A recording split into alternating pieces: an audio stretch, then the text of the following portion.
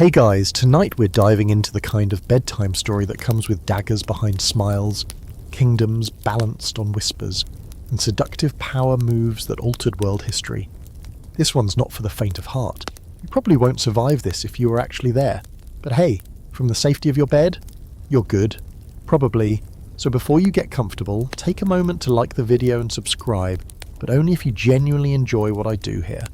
I mean, if you're into queens, power plays, and the kind of political chess that starts in the boudoir, we're going to get along just fine.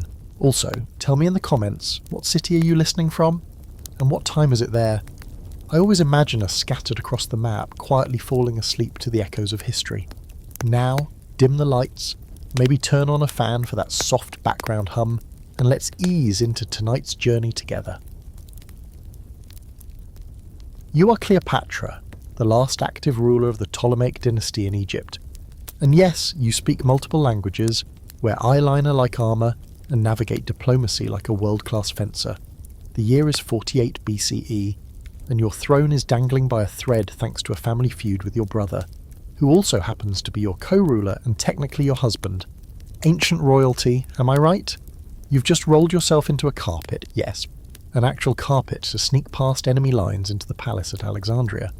Why? Because a certain Roman general has just set up camp in your city, Julius Caesar. The man's reputation precedes him. Military genius, lover of wit, balding slightly but still strangely magnetic. You know exactly what you're doing. He's 52, you're 21. The power dynamic is off the charts, and that's exactly how you like it. When the carpet is unfurled, there you are, gleaming in golden jewellery, smelling faintly of lotus blossom, your eyes locked on Caesar's like you're about to make a wager he doesn't even realise he's already lost, and he's amused, impressed, intrigued. Rome had sent him to clean up your messy dynastic war. But now he can't quite decide whether he wants to fix Egypt or just stay the night. Or several. Over the next few days you dazzle him not just with charm, but with strategy. You explain the Nile's importance to Roman grain supply. You whisper of your plans to restore Egypt's grandeur. You're not begging. You're dealing. You're trading your favour for his military strength. And yes, your bedroom becomes your war room. One night turns into weeks. And soon Caesar is making military moves on your behalf, defeating your brother's forces, reinstating you as ruler, and parading around like this is all going according to some grand Roman plan. But it's your plan. You're the one who got inside his guard. You don't just sleep with power, you seduce it into doing your bidding. There's a moment late at night after one of your elaborate feasts, where you recline next to him, watching the flicker of oil lamps dance across the mosaic tiles. He speaks of Rome, of a politics, of his enemies back home. You let him talk, stirring every word like coin in a vault. Power reveals itself when it thinks it's safe. A few months later you're pregnant. Caesar leaves for Rome, but not before making sure Egypt is stable, and that you remain on the throne. You name your child Caesarion. Not exactly subtle. Here's where things get interesting. You decide to visit him in Rome a few years later, and when you arrive, the city's jaw collectively drops. You arrive on a golden barge dressed as the goddess Isis, flanked by servants, exotic animals, and musicians. Romans are both scandalized and fascinated. And Caesar, he sets you up in a villa. Doesn't hide you. Doesn't deny your son. His wife is not thrilled. Neither is the Senate. Here's your historical fact. Cleopatra was officially never titled empress in Rome, but she lived as one, and her presence helped trigger Caesar's downfall. The optics were bad, really bad. Romans feared he'd make himself king and hand power to a foreign queen. When he was assassinated on the Ides of March in 44 BCE, many fingers pointed toward his affair with you as a factor. Now for the quirky bit, Cleopatra didn't just use perfume, she invented her own signature scents. She had an entire perfume laboratory at her palace in Alexandria. According to ancient texts, her presence was often smelled before it was seen, and in that sensory seduction scent was strategy. As for the scholarly debate, historians still argue about whether your relationship with Caesar was mostly political, deeply romantic, or a little of both. Was it love, lust, calculated alliance?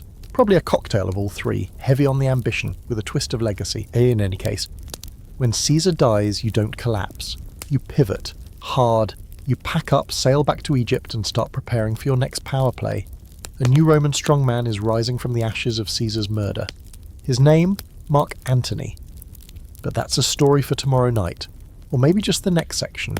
You're back in Alexandria now, eyes scanning the Mediterranean horizon like it's a chessboard.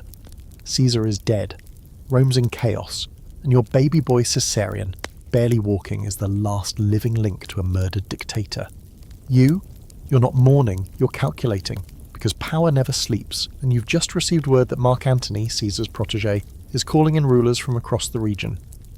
He wants pledges of loyalty, he wants gold, he wants alliances, and you want to know what he wants from you. So you do what any dangerously intelligent, politically savvy queen would do. You wait. You don't rush to him. You make him wait for you. Classic move. When you finally respond, you send word that you'll meet him in Tarsus. But not like some supplicant queen begging for approval. No, you're going to arrive as Aphrodite herself, goddess of love, power and chaos. You plan the whole thing like a theatre production. Picture it.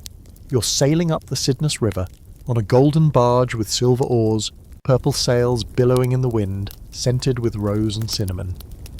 You recline beneath a gilded canopy dressed in sheer silks, wearing more jewellery than the temple treasury.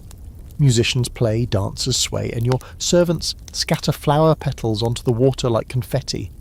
The locals pour out of their homes to watch. Mark Antony hears the music before he even sees the boat, and when he does, game over. The general who commands legions is suddenly your audience. You don't speak of politics that first night. Instead, you throw a banquet that makes Roman excess look like a school lunch. You match him drink for drink. You make him laugh until he forgets why he summoned you in the first place. And somewhere between the wine and the honey-glazed peacock tongues, he falls, hard. For you, for the idea of you, for the way you make conquest feel like a seduction. But you're not just flirting for fun. You need Mark Antony. Caesar left a power vacuum and Rome is splitting at the seams. You know Antony's locked in a three-way struggle with Octavian and Lepidus, and if Antony falls, you fall with him. So you give him what he wants, your loyalty, your riches, your strategic ports, and of course your company, night after night. For a while it works. He returns with you to Alexandria, spends the winter in a haze of pleasure and planning. You two become inseparable. He dresses like a Greek philosopher, tries out Egyptian wine, calls you his Eastern Queen. You form your own drinking club, the Inimitable Livers. Yes, that's what you actually call it. You invent games, hold costume banquets, create a fantasy world where Rome's rules don't apply. And yet, in the middle of all this excess, you're running a country. Balancing books, commanding fleets. Don't let the wine cups fool anyone. This queen's crown is secured with intellect. Now, your historical fact. After Mark Antony married another woman, Octavia, sister of his rival Octavian, you didn't crumble. Instead, you lured him back to Egypt and he officially married you. This infuriated Rome, which saw it as a betrayal of their customs. You even had 3 children together. This wasn't a fling, this was empire building by romantic alliance. The quirky bit. There's a story, possibly apocryphal, that you once bet Antony you could host the most expensive meal in history. He laughed, thinking he had her beat. So, at the end of an otherwise modest dinner, you took off one of your pearl earrings, one of the largest in the known world, dropped it into a goblet of vinegar, watched it dissolve and drank it. Boom. Wealth destroyed just to prove a point. Historians still debate whether that actually happened, but honestly, it feels very on brand for you. Now, let's zoom out. Because the scholarly debate here is juicier than the wine you two were drinking. Historians can't agree on whether your relationship with Antony doomed you both, or whether it was your best shot at preserving Egypt's independence. Some argue you were naive, letting passion cloud strategy. Others say you saw the writing on the wall and doubled down, knowing that if Rome was going to devour everything, you might as well pick the general with the best taste in wine and the weakest poker face.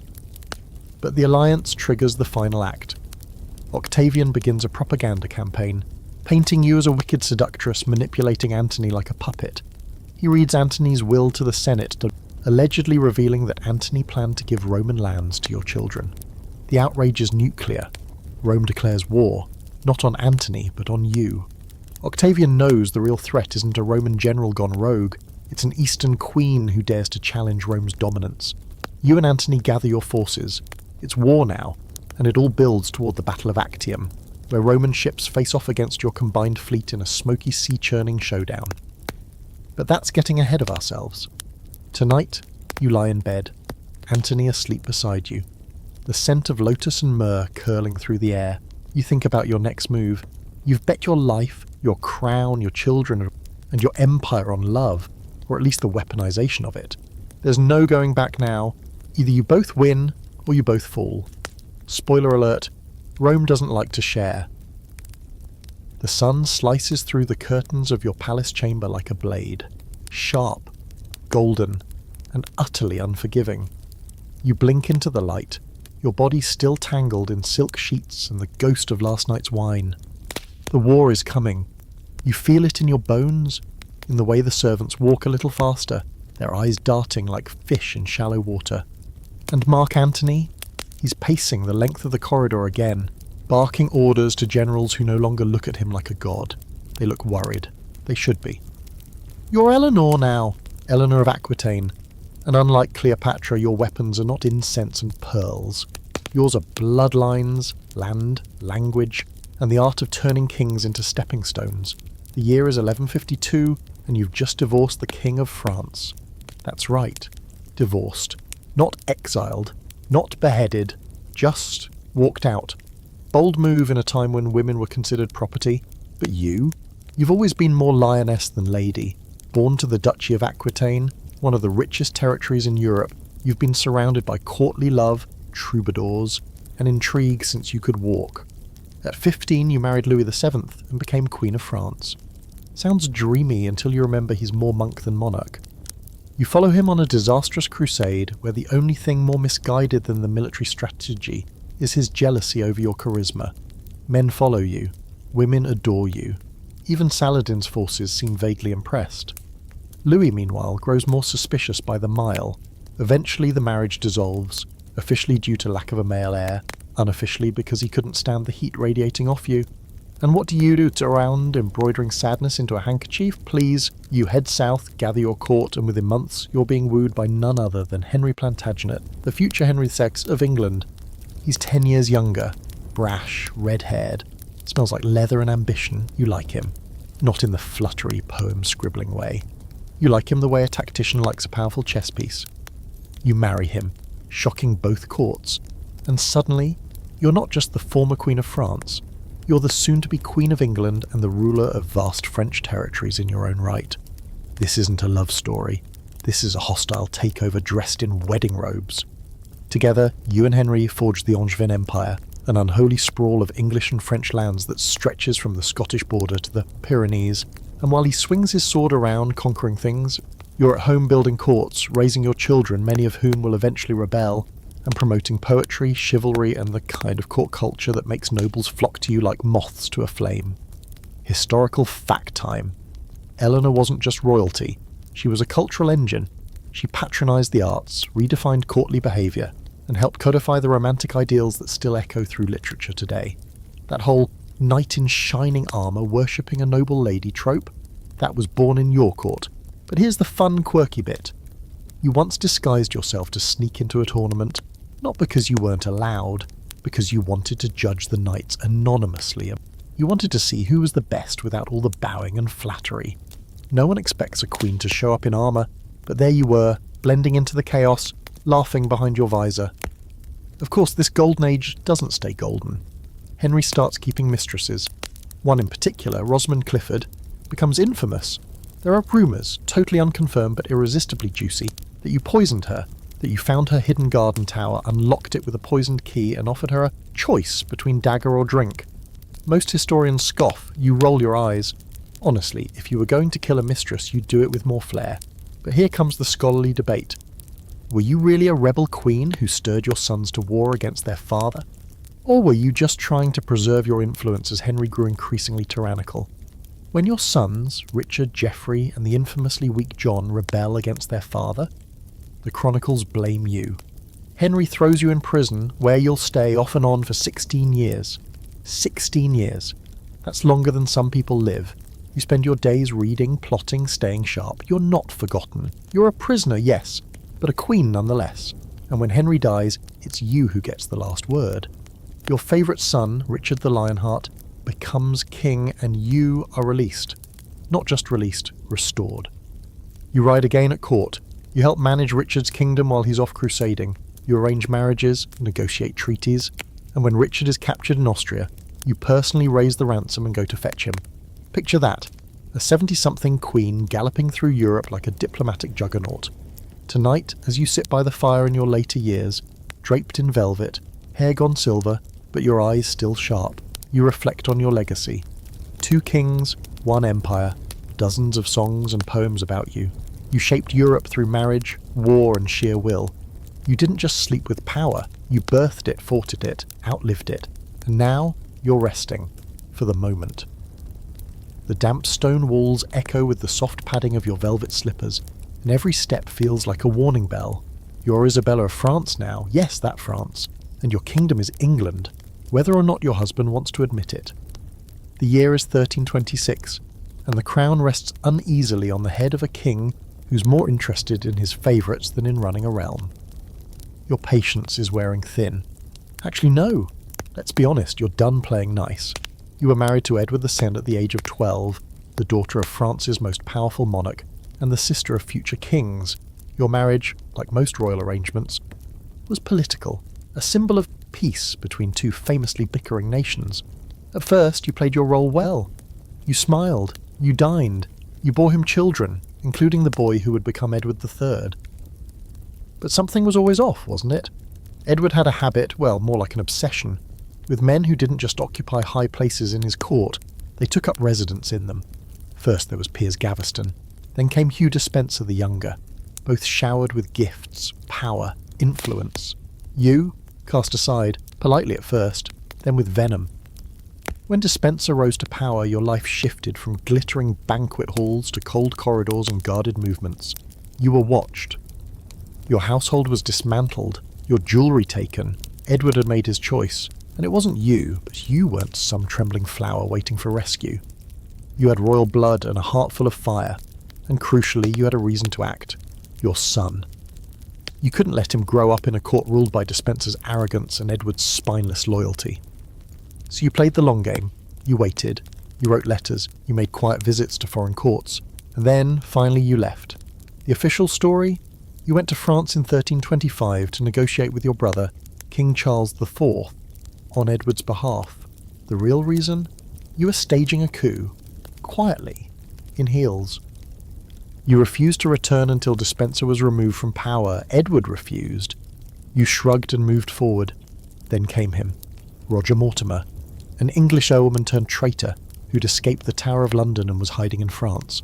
Tall, brooding, exiled. The 2 of you met. Sparks. Of course there were sparks. He was everything Edward wasn't. Capable, dangerous, passionate. And you? You were angry, elegant, and absolutely done waiting for permission. You became lovers, co-conspirators, and the stuff of medieval scandal. Now, here's your historical fact. In 1326, you and Mortimer gathered an invasion force in Hainaut, modern-day Belgium, secured troops through the promise of your son's future marriage, and sailed back to England like you were starring in your own season of Game of Thrones. When you landed, the people didn't resist. They welcomed you. Despencer was hated. Edward was mocked. Towns opened their gates. Nobles rallied to your side. Within weeks you had England in your palm. And Despencer? Let's just say it didn't end well for him. The details are gruesome, and while we're a PG-13 operation here, let's say he found himself disemboweled in public. Slowly, politically, very, very personally. Edward was captured and forced to abdicate in favour of your son, now crowned Edward III at age 14. Here's the quirky bit. You ruled as regent alongside Mortimer, effectively controlling England for 4 years. During that time, your court had a flair for French fashion and poetic justice. You even insisted on the proper arrangement of lilies and lions in royal heraldry. Yes, Isabella cared about aesthetic as much as she cared about vengeance. But absolute power never sits easy. Now we get to the scholarly debate. Were you truly a queen fighting for justice, or a cold-hearted opportunist who overthrew her husband, replaced him with a puppet son, and let her lover rule in his place? Some historians paint you as a feminist icon before the term existed. Others call you the she-wolf of France, a term coined centuries later but full of bite. What is certain is that Edward II died in captivity under mysterious, still-debated circumstances.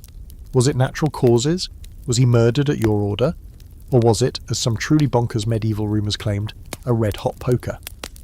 Probably not, but medieval chroniclers loved drama, and so do we. Your son eventually grew up and at age 18 decided he was ready to rule without Mum and Mortimer. You saw it coming, maybe even respected it. He captured Mortimer, had him executed for treason, and spared you. Spared you, the woman who'd dethroned a king. He allowed you to retire in style with an estate where your books and your wealth. No prison cell, no forced confession. Just exile by privilege. So now, as the years stretch into a quieter kind of power, you walk the halls of Castle Rising with your head high. You were the queen who invaded her own kingdom, toppled a monarch, and slept beside a rebel who nearly became king himself. History may not know quite what to make of you, but that's part of your legacy. You wrote your chapter in blood, silk, and fire. Let them argue over your story. You already lived it. The halls of the Winter Palace are silent but for the clicking of your heels and the hushed deference of servants who've learned to keep their eyes down. You're not officially in charge yet, but everyone walks like they're already answering to you. You are Catherine, once a minor German princess named Sophie, now Grand Duchess of Russia, and you've got plans. The year is 1762. Your husband, Peter III, is on the throne technically, but let's be real, he's not going to be there much longer. You're married to him, sure, but you've also been biding your time building alliances and, yes, sleeping with the strings of powerful men who each think they're the ones using you. Poor Peter. He's awkward, weak, obsessed with Prussia, and more interested in toy soldiers than real power. You married him at 14, spent years playing the role of obedient wife, and even while he paraded mistresses and played military dress-up in the courtyard. But behind your serene smile you were studying Russian, Orthodox theology, philosophy, law. You read Voltaire by candlelight. You kept journals that weren't about court gossip but political strategy. You were waiting for the moment to matter. And then it happens. Peter takes the throne, but he doesn't win hearts. He alienates the army, he mocks the church, he threatens to cut ties with everything that gives Russia its identity. People are murmuring, the court is restless. You're already positioned. You have loyal guards, powerful nobles, and your current lover, Grigory Orlov, hot, charismatic, and conveniently connected to a group of officers in the Imperial Guard. The coup happens almost quietly. One moment Peter is Tsar, the next, he's gone. No fanfare, no dramatic last stand. You arrive at the barracks in full military uniform, sword at your side, and the soldiers drop to their knees. Long live Catherine II. You're crowned Empress, not because you inherited it, because you took it. Your historical fact, you became the longest ruling female leader of Russia, reigning from 1762 to 1796. That's 34 years of modernisation, expansion and ruthless control. You weren't just a queen who got lucky. You were one of history's great rulers. And yes, you kept lovers the entire time. Which brings us to the juicy bit. Grigory Orlov doesn't last forever. You move on. In fact, your love life becomes infamous. Whispered about from Paris salons to Turkish embassies. You didn't hide your relationships. You institutionalised them. Handsome young men would rise to courtly favour, be rewarded with estates and titles, and then be politely replaced by the next charming candidate. Your tastes varied. The only consistent theme, loyalty to you. No one got close unless they benefited your rule. And then came Grigory Potemkin. Ah, Potemkin. More than a fling, he was your equal in ambition, intellect and maybe love. Some say you secretly married him. Most agree he remained your closest advisor even after your bedroom relationship cooled. He organised military campaigns, administered newly conquered territories, and helped modernise Russia's navy. You trusted him with your empire, your letters, your fears. Theirs was a partnership carved in power and smouldering intelligence. Here's the quirky historical nugget. The term Potemkin village comes from him. When you toured Crimea, people whispered that Potemkin built fake villages, just facades to impress you. Modern historians debate whether that's even true, but it stuck, and so now your lover's name is forever attached to a metaphor for political deception. A little ironic, given how much of your reign was rooted in hard reform, not illusion. And now, let's stir the scholarly pot. Was your rule enlightened or autocratic dressed in Enlightenment drag? You corresponded with Voltaire, flirted with Enlightenment ideals, and even considered freeing the serfs, until that idea became inconvenient. You rewrote Russia's legal code, expanded education, and opened the arts. but you also crushed rebellions, silenced dissent, and kept a tight grip on absolute power. Feminist icon or imperial tyrant? Depends on the lens. What's undeniable is that your reign transformed Russia into a modern European powerhouse. Tonight you sit in your chambers, sipping from a porcelain cup of tea imported from China, wearing a silk robe that cost more than a minor noble's entire estate. You look out at the snow-blanketed city, your eyes reflecting the candlelight and maybe something sharper. You've buried your enemies, outmaneuvered generals, and survived court plots that would have destroyed anyone with less iron in their soul. You've ruled from the heart and from the hips, and you've never apologised for either. What the world didn't expect was a woman who could do both: rule and seduce, conquer and reform, create an empire while casually rewriting how power itself behaves in heels. You didn't inherit a legacy, you built one, brick by brick, lover by lover. And as for Peter, dead within a week of your coup, official cause, hemorrhoidal colic. Unofficially? Let's just say your lovers were also very useful friends. You sip your tea and smirk. There's a draught in the royal chambers tonight, thick with incense and gossip. Somewhere down the corridor a lute is playing awkwardly. Not well, but no one's listening. Everyone's watching you, because you're not just a woman at court, you're the woman Henry VIII has decided not to ignore. You are Anne Boleyn, second queen of a soon-to-be many times married monarch, and your flirtation is about to break a 1,000-year-old institution. It starts with a glance. Not even a proper one. Just enough to let him know that you know he's watching. You're not the most beautiful woman at court. That's what they'll all say later, when they try to dismiss your power. But beauty was never the game, was it? You've got wit, you've got fire, and most importantly you say no when the king expects yes. And nothing intoxicates a man used to being obeyed like a woman who doesn't fall at his feet. Henry is still married to Catherine of Aragon when he first starts circling you. You're one of her ladies-in-waiting, loyal in public, sharp in private. When he begins sending you gifts, you send them back. That's the move, that's the hook. He's not used to rejection, especially not from someone of modest nobility with no real power. But you have your eyes on something far bigger than a tryst in the shadows. You want the throne, and you're willing to let him think he's the one with the plan. You start sending letters, coded messages, teasing responses wrapped in courtly metaphor. He writes pages, begging you to be his. You reply with poems, tokens, arguments, everything short of actual surrender. You make him wait 7 years. 7. Catherine refuses to divorce. The Pope won't grant an annulment. So Henry, in his desperation and obsession, does the unthinkable. He breaks England from the Catholic Church. Here's your historical fact. Anne Boleyn didn't just become queen, she helped birth the English Reformation. Her affair with Henry led directly to the establishment of the Church of England, with Henry as its supreme head. Your seduction triggered a seismic religious shift across Europe. So yes, that thing you did with your eyes at that banquet, it cracked Christendom. Eventually, after years of delays, frustrations and political bloodletting, Henry marries you. You become queen, pregnant, powerful. For a brief golden moment, you have everything. Your coronation is lavish, your belly swollen with promise, you know. You walk through crowds unsure whether to cheer or whisper, because to many you're still the other woman, but to the inner circle, you are the storm. The foreign policy, the private council, the queen who reads Tyndale in secret and dreams of reform. Then you give birth, a girl, and that's when the ground begins to shift. She's healthy, bright-eyed, and you name her Elizabeth. But Henry? Henry wanted a son. Badly. Your miscarriage the next year doesn't help. Nor does the third failed pregnancy. And suddenly, the same courtiers who bowed to you are looking sideways. The same whispers that elevated you now swirl with venom. You try to hold him.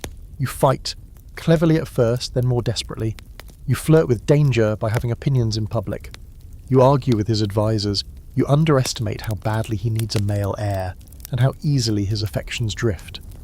Because now there's another lady in waiting, Jane Seymour, pale, soft-spoken, and exactly the kind of quiet blank slate Henry suddenly craves. The same machine you used to destroy Catherine is now aimed at you. Accusations start piling up. Adultery, incest, treason. They're laughable, outrageous. But Henry's court is a meat grinder of rumour and politics, and your enemies are sharpening their knives.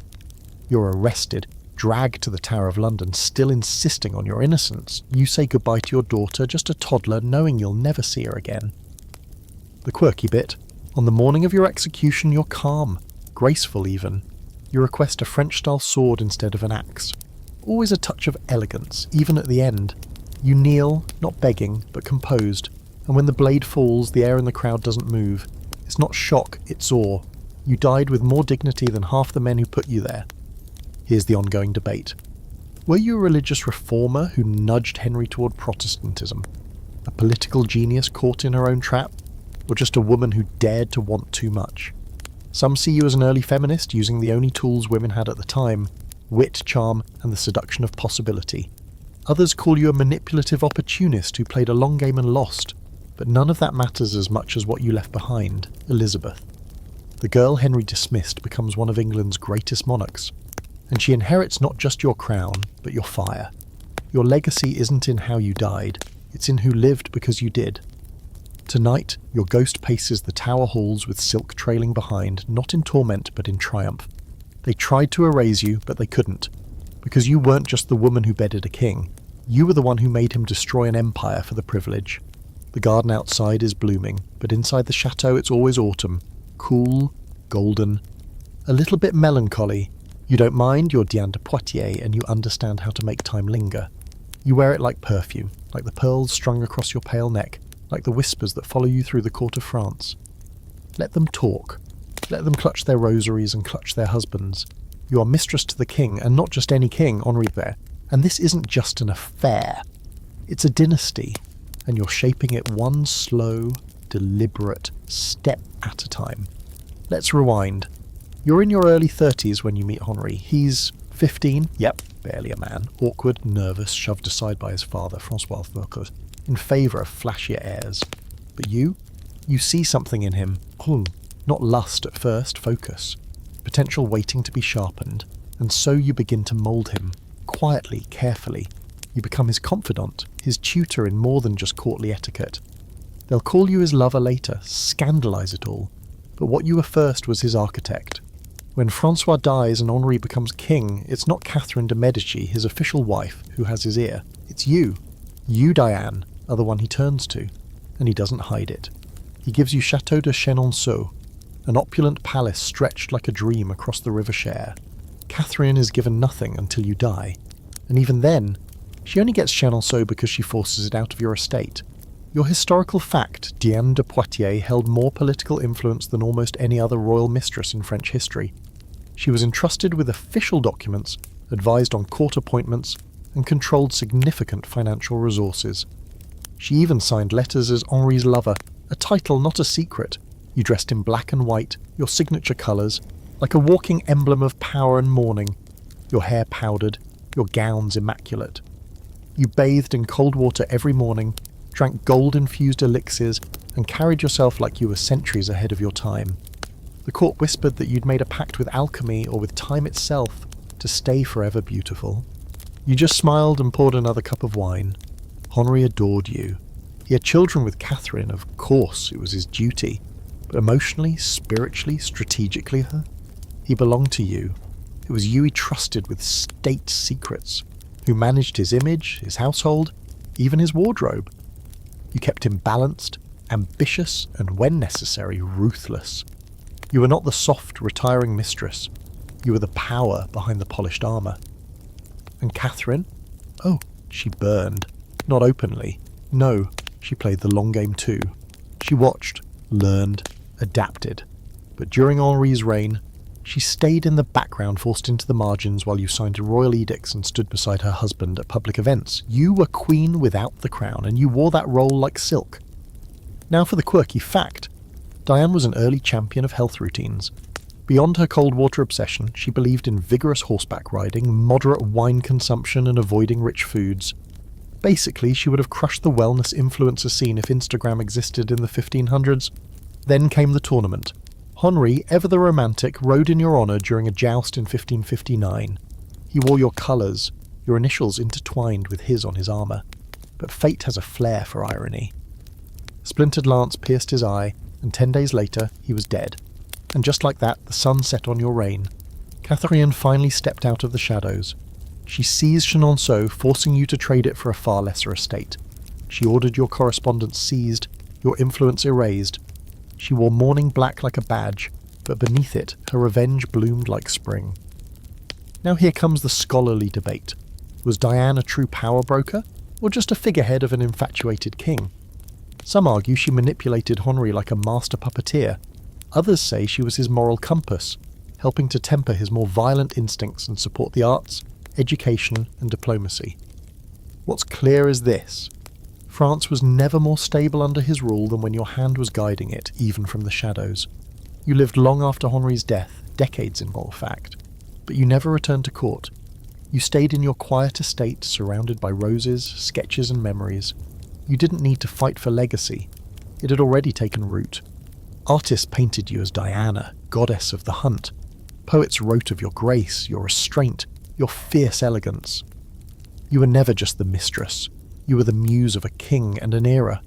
Tonight, the river reflects the moonlight like polished silver, and Chenonceau glimmers in the distance just out of reach. You could have had it all, if Henri had lived a little longer, if Catherine hadn't waited like a lioness in silk. But you're not bitter. You shaped history with a smile and a steady hand. You ruled hearts and policies alike. You weren't just part of the Renaissance. You were the Renaissance, wrapped in velvet, laced in pearls, and 2 steps ahead of every jealous courtier who thought a mistress couldn't hold a kingdom in her palm. You were never supposed to rule anything. You weren't even supposed to stay. You were born Christina, Princess of Sweden, in the middle of a war and the centre of a tragedy. Your father dies when you're just 6, and the crown falls awkwardly, astonishingly, into your tiny lap. The court dresses you in boys' clothes, teaches you Latin, philosophy, fencing. They call you the girl king, half joking, but mostly confused about what exactly you are. You are not one of them, and you never will be. Fast forward a few decades and here you are, Queen of Sweden, educated, multilingual, eccentric, and utterly allergic to marriage. You're supposed to settle down with a nobleman, produce heirs, and smile politely from the throne. Instead, you pace the palace libraries at midnight, debate Descartes over breakfast, and fall in and out of love with people who make the court whisper, loudly. Men, sometimes, women, frequently. But lovers, all of them, were, in the broadest sense, minds you find beautiful, souls that make your pulse thrum. But the politics, exhausting. Protestant Sweden is rigid, grey, orderly. You crave art, chaos, conversation.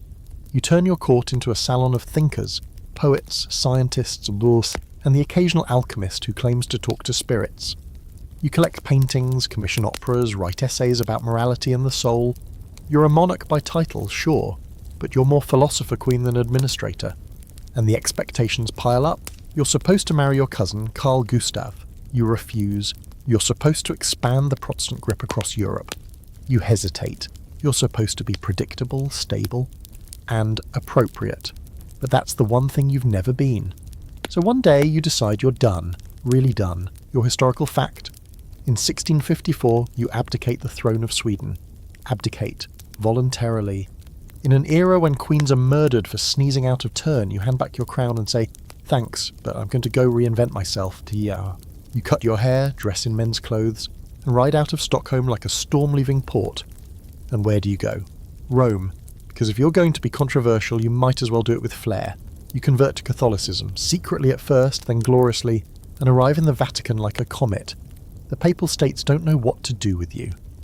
A queen who quotes Aristotle, throws money at starving artists and might be in love with her female countess.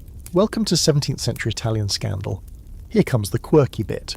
You once staged your own grand entrance into Rome riding a white horse, dressed like a French duke, wearing boots up to your thighs. The people thought you were some mysterious foreign prince when you took off your hat and let the curls fall. Shock. Applause. A few crossed themselves. Probably a fainting or two.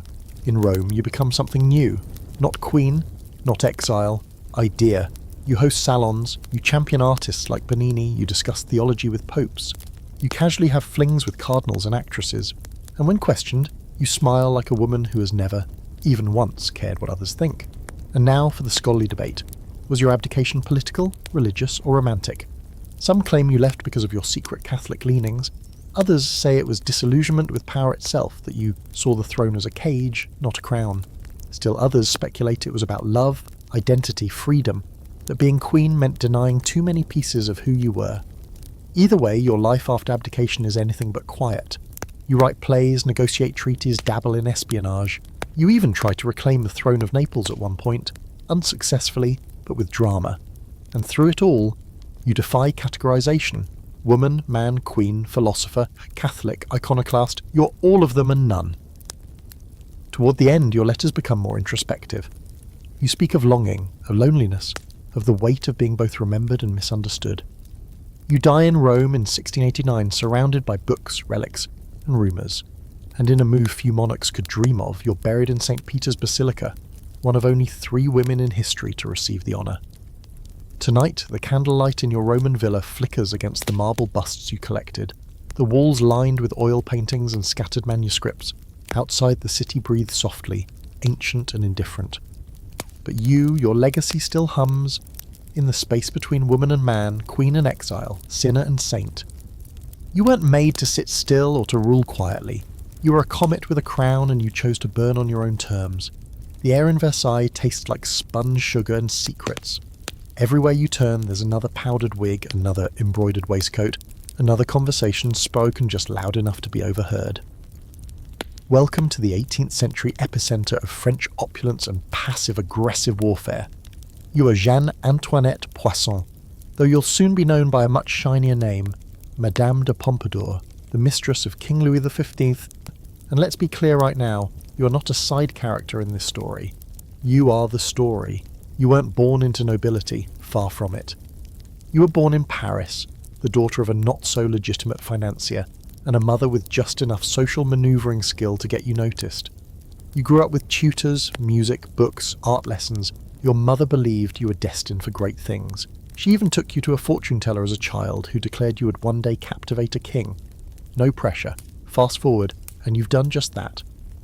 You make your entrance at a masked ball at Versailles in 1745, gliding through the candlelight like you own it, and you don't just catch the king's eye. You ensnare it. Louis XV, then married and bored, is surrounded by courtiers trained from birth to please him. And then you arrive, witty and sharp, not afraid to tease him, challenge him, flirt without fawning. He is smitten. You become his official mistress, the maîtresse en titre, complete with apartments in Versailles, noble title, and control over which doors open and which suddenly close. Your historical fact? Pompadour wasn't just a lover. She was a political powerhouse. She advised Louis on matters of state, helped shape foreign policy, appointed ministers, and became a central force in the French Enlightenment. The encyclopédie, she backed it. Artists, sculptors, writers. You were their patron. Voltaire himself adored you, called you a friend of wit and the arts. You weren't lounging in silk all day. You were running a cultural empire with eyeliner so sharp it could slice a duke in half. And then came the court's collective pearl-clutching. But she's not noble, she's not royal, she's a woman. The whispers never stop. They call you manipulative, a social climber, a distraction. The irony, of course, is that many of these same nobles owe their positions to you. But they don't like that the king listens to someone who wasn't bred to obey him. You sip your tea, raise an eyebrow, and build a porcelain factory instead. Yes. That's your quirky bit. You literally invented a new category of art. You helped establish the Sèvres porcelain factory, now famous worldwide. Your tastes defined the Rococo era. Pastels, delicate curves, floral motifs. You basically curated the aesthetic of 18th century France. If you ever wonder why fancy tea sets look the way they do, the answer is you. Of course, power via pillow talk has a shelf life. After a few years, the romance dims. The king becomes more sullen, more prone to melancholy. He starts retreating into hunting, war, and later, less glamorous mistresses. But unlike most royal favourites, you don't get tossed aside. You pivot from lover to friend, from mistress to confidant. Louis trusts you more than anyone. Even after your intimate relationship ends, he keeps you at court for the next 2 decades. Now comes the debate. Was your influence a stabilising force in a fragile monarchy, or were you a distraction that helped accelerate the downfall of the ancien regime? Some historians blame your extravagance and favouritism. Others point out that France's financial and political cracks were already spiderwebbing long before you arrived. Still, it's hard to ignore the optics. A bourgeois mistress deciding state matters in a palace of gold leaf while peasants chew bark for dinner. It doesn't age well. But inside those gilded rooms, you were a queen in everything but name. You negotiated alliances, you read military dispatches, you handled Louis's mood swings like a seasoned therapist. And when you got sick, really sick, you kept working, right up until the end. When you die in 1764, you hear the king is devastated. He buries you in a convent, writes to your family, and says, "I have lost the only friend I had." High praise from a man who trusted no one. The courtiers act shocked, of course. A mistress mourned like a queen. But they know the truth. You didn't need a crown. You wore influence like perfume, subtle, but impossible to ignore. Tonight the halls of Versailles echo with distant music. Somewhere, a chandelier sways ever so slightly, stirred by a draught of memory. Your portrait still hangs in the Salon de Mars, rosy-cheeked, eyes twinkling, dressed in silks that you helped design. History may try to reduce you to just a royal fling, but you were never just in the bed of power. You decorated it, ran the household, wrote the guest list, and decided when the curtains were drawn. Mistress? Maybe. But you were also France's tastemaker, strategist, patron, and diplomat. The throne may not have been yours, but the kingdom? It definitely had your fingerprints all over it. There's a sound low and soft, like silk, dragging across polished stone. It's the rustle of 1,000 secrets moving through the Forbidden City. You're not supposed to be here, at least not in the inner halls where emperors breathe incense and history, but you are. You're Cixi, born a low-ranking concubine, and now, somehow, the most dangerous woman in China. They call you the Empress Dowager, but behind your screen of fans and veils, you are the empire itself. And you didn't get here by accident. Let's rewind to your entrance into court. You're just 16 when you're chosen as one of the emperor's many concubines. You're not the highest ranked, not even close, but you're clever. You read the classics, write beautiful calligraphy, and, more importantly, you pay attention. You understand that real power doesn't come from titles, it comes from knowing where the strings are and how to pull them without anyone noticing. When you become pregnant and give birth to the emperor's only surviving son, that changes everything. The palace erupts, concubine becomes mother, and in Qing dynasty's tradition, the mother of the heir holds weight, even if she's not wearing a crown. When the emperor dies in 1861, your 6-year-old son becomes the new emperor. And you become the regent. Not alone, of course. Officially, you share power with the emperor's widow, but let's not kid ourselves. Within a year, you stage a coup, peacefully, elegantly, and remove the officials trying to control the boy. You sit behind a silk screen, giving orders through intermediaries, and no one dares question your word. Here's your historical fact. Empress Dowager Cixi ruled China, directly or indirectly, for nearly 5 decades, through the reigns of 2 emperors. She reshaped the Qing dynasty from within, navigating rebellion, modernization, and international crisis, while keeping her grip firmly on the dragon throne.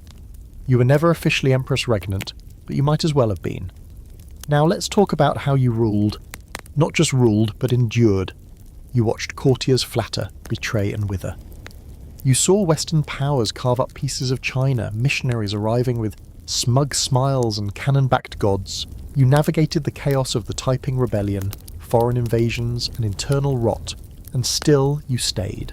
Always a step ahead, always adjusting the fan just enough to hide your real expression. And behind the silk, yes, there were lovers. Discreet, of course, you weren't reckless, but you weren't made of stone either. There's one name that comes up more than others, Andahai, a court eunuch who, despite his status, became dangerously close to you. He carried your messages, managed your wardrobe, accompanied you on outings no other man could. The palace buzzed with rumour. Was he your confidant, your lover? Was the bond political, personal, both? The quirky fact, one of your hobbies was designing elaborate floral arrangements, and not just for beauty. You believed different blossoms represented phases of power. Peonies meant dominance, plum blossoms meant survival in winter. Your personal gardens were silent declarations of imperial strength curated like military strategies in bloom. But back to Andahai. His increasing visibility raised eyebrows. One too many eyebrows. When he stepped too far into the spotlight, your political enemies pounced. They accused him of overstepping his authority. A decree came down while you were away from the capital. He was arrested and executed without your permission. And just like that, someone they thought was your weakness became your rallying cry. You return to the capital in a fury and heads rolled, quietly of course. The scholarly debate here is long and tangled. Was Cixi a progressive trapped in a conservative world, trying to modernise China under impossible pressure? Or was she a reactionary autocrat who stalled reforms to cling to her own power? Some say you backed innovations like telegraphs, railways and industrial arsenals. Others accuse you of sabotaging reforms that threatened your position. The truth, as always, is a mess of nuance. You did embrace change when it suited your vision of control, but your biggest gamble? Naming another child emperor after your son died. He was a toddler, easy to shape, easy to shield. Once again you ruled from behind the curtain, with everyone pretending that the boy made decisions while your hand signed the scrolls. You remained the woman behind the dragon, never the figurehead, always the force. And in your final years, as the dynasty began to crack under the pressure of the modern world, you made one last calculated move.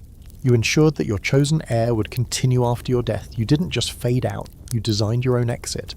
On your deathbed in 1908, you orchestrated a smooth succession and left behind a court still tethered to your will.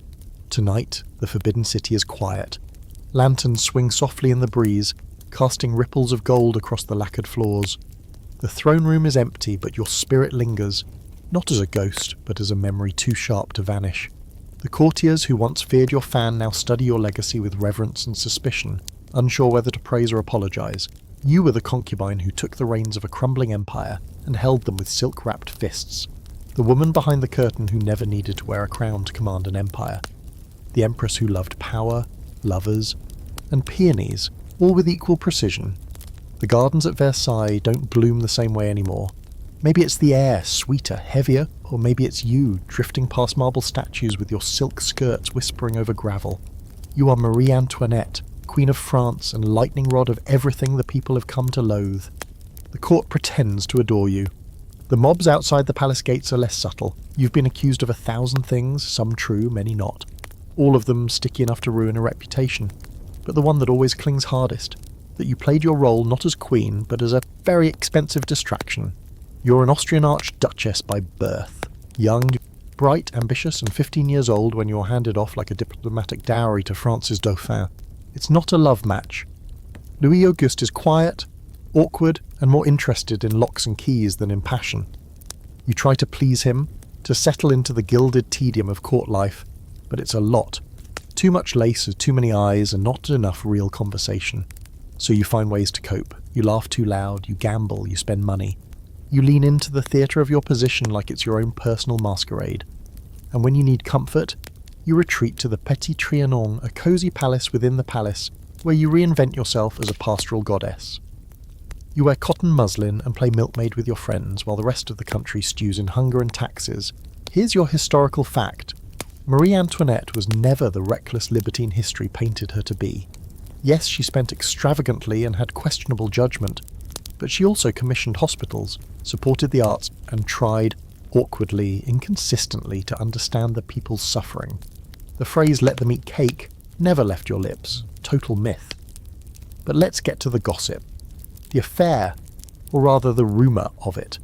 Enter Axel von Fersen, a Swedish nobleman, tall, graceful, with the kind of jawline that makes courtiers turn green. He's charming, politically astute and not French, which helps more than it hurts. You meet him at a ball and something clicks.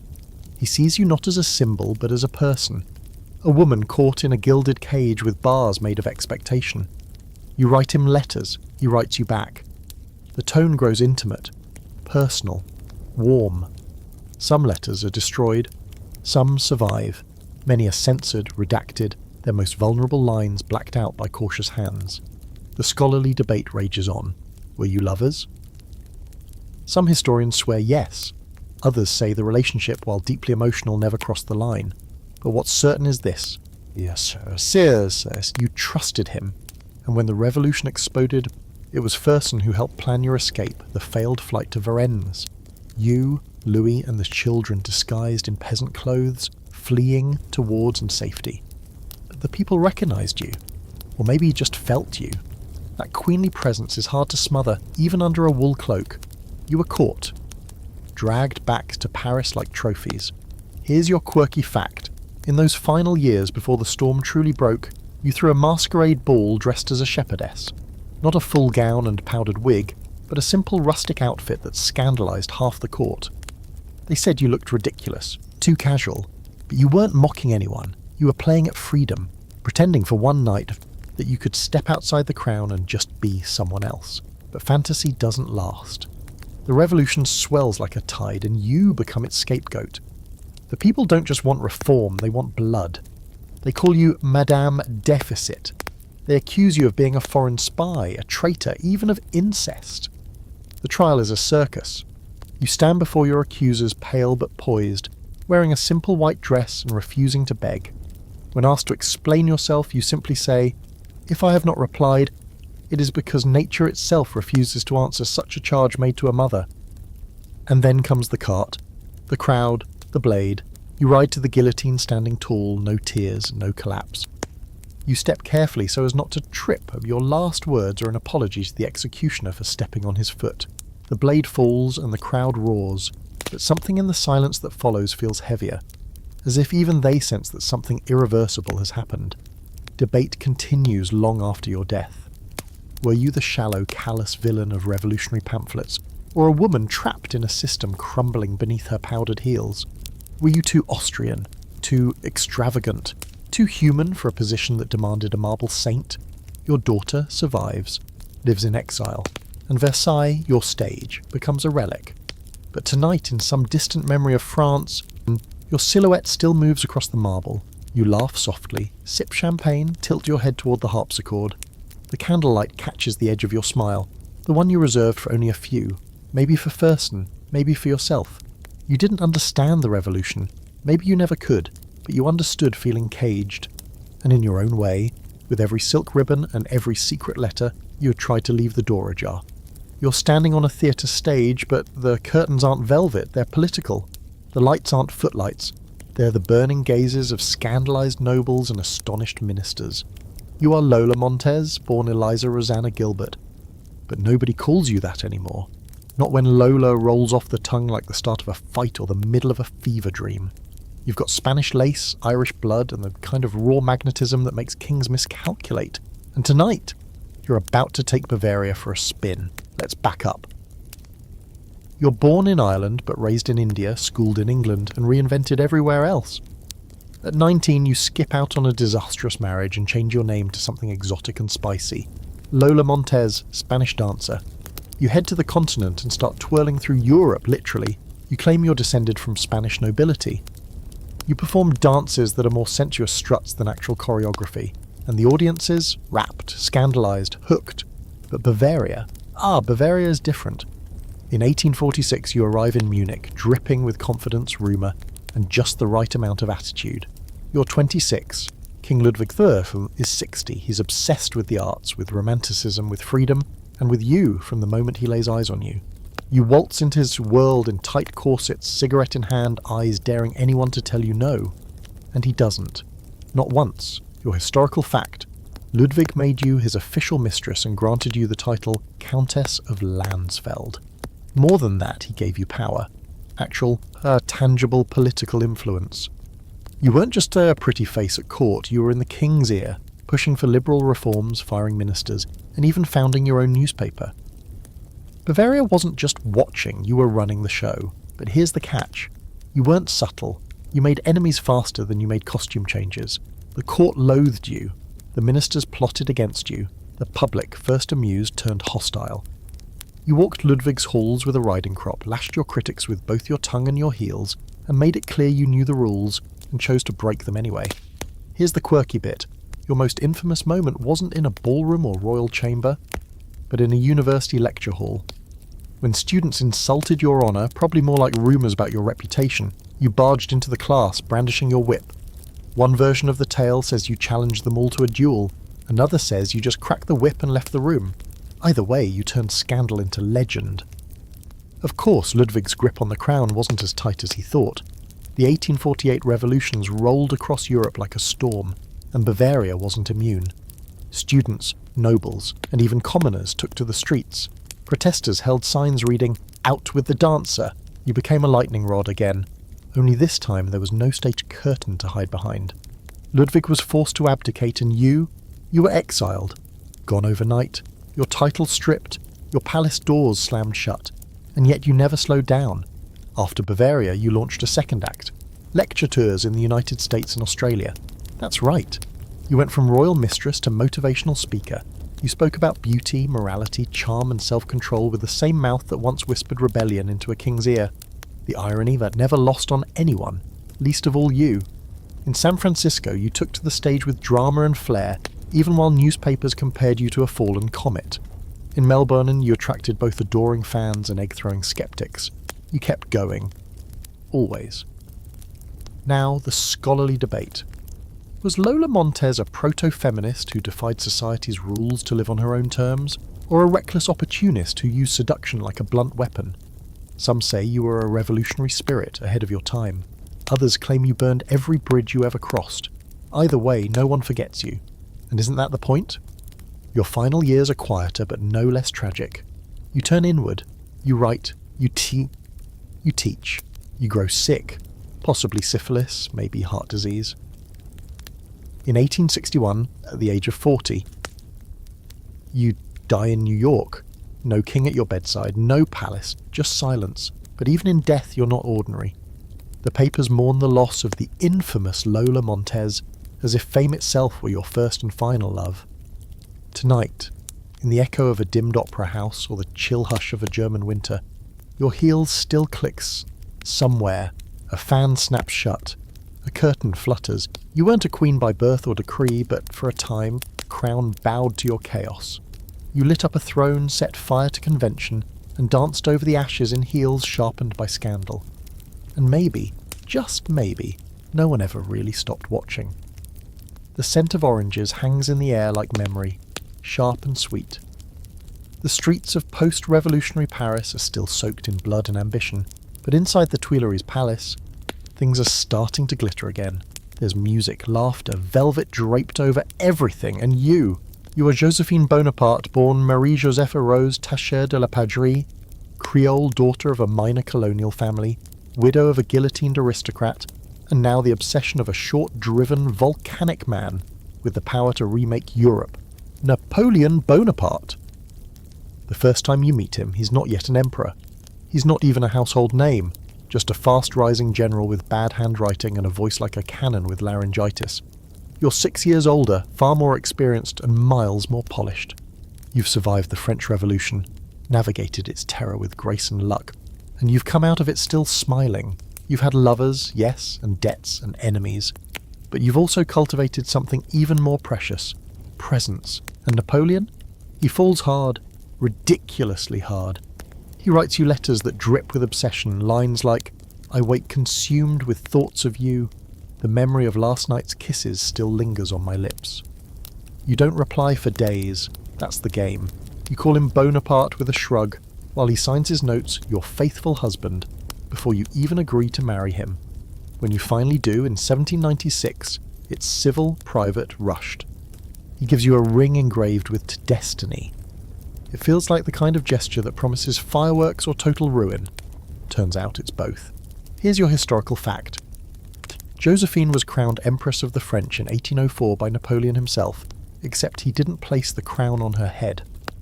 She knelt, and he took the laurel wreath from the Pope's hands and crowned himself first, then her.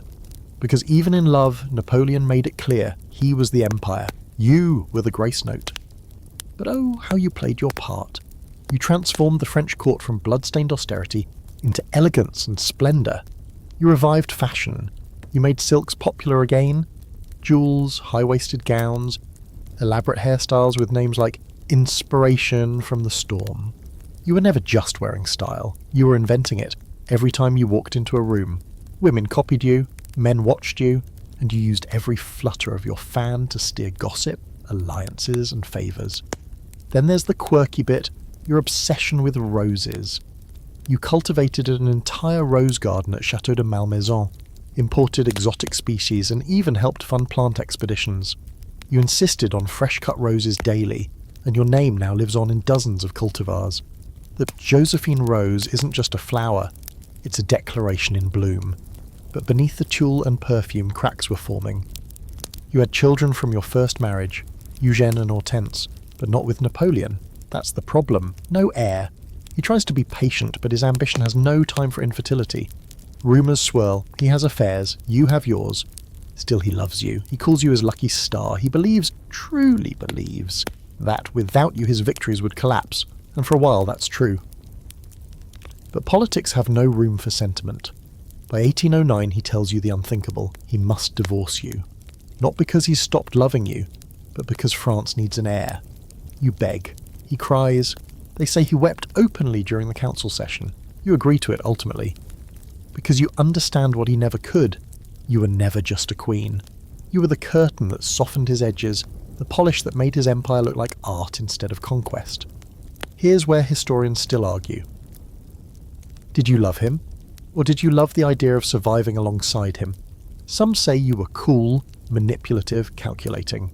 Others insist yours was the truest romance of the age, just caught between the jaws of power and necessity. What's certain is that after the divorce you didn't vanish.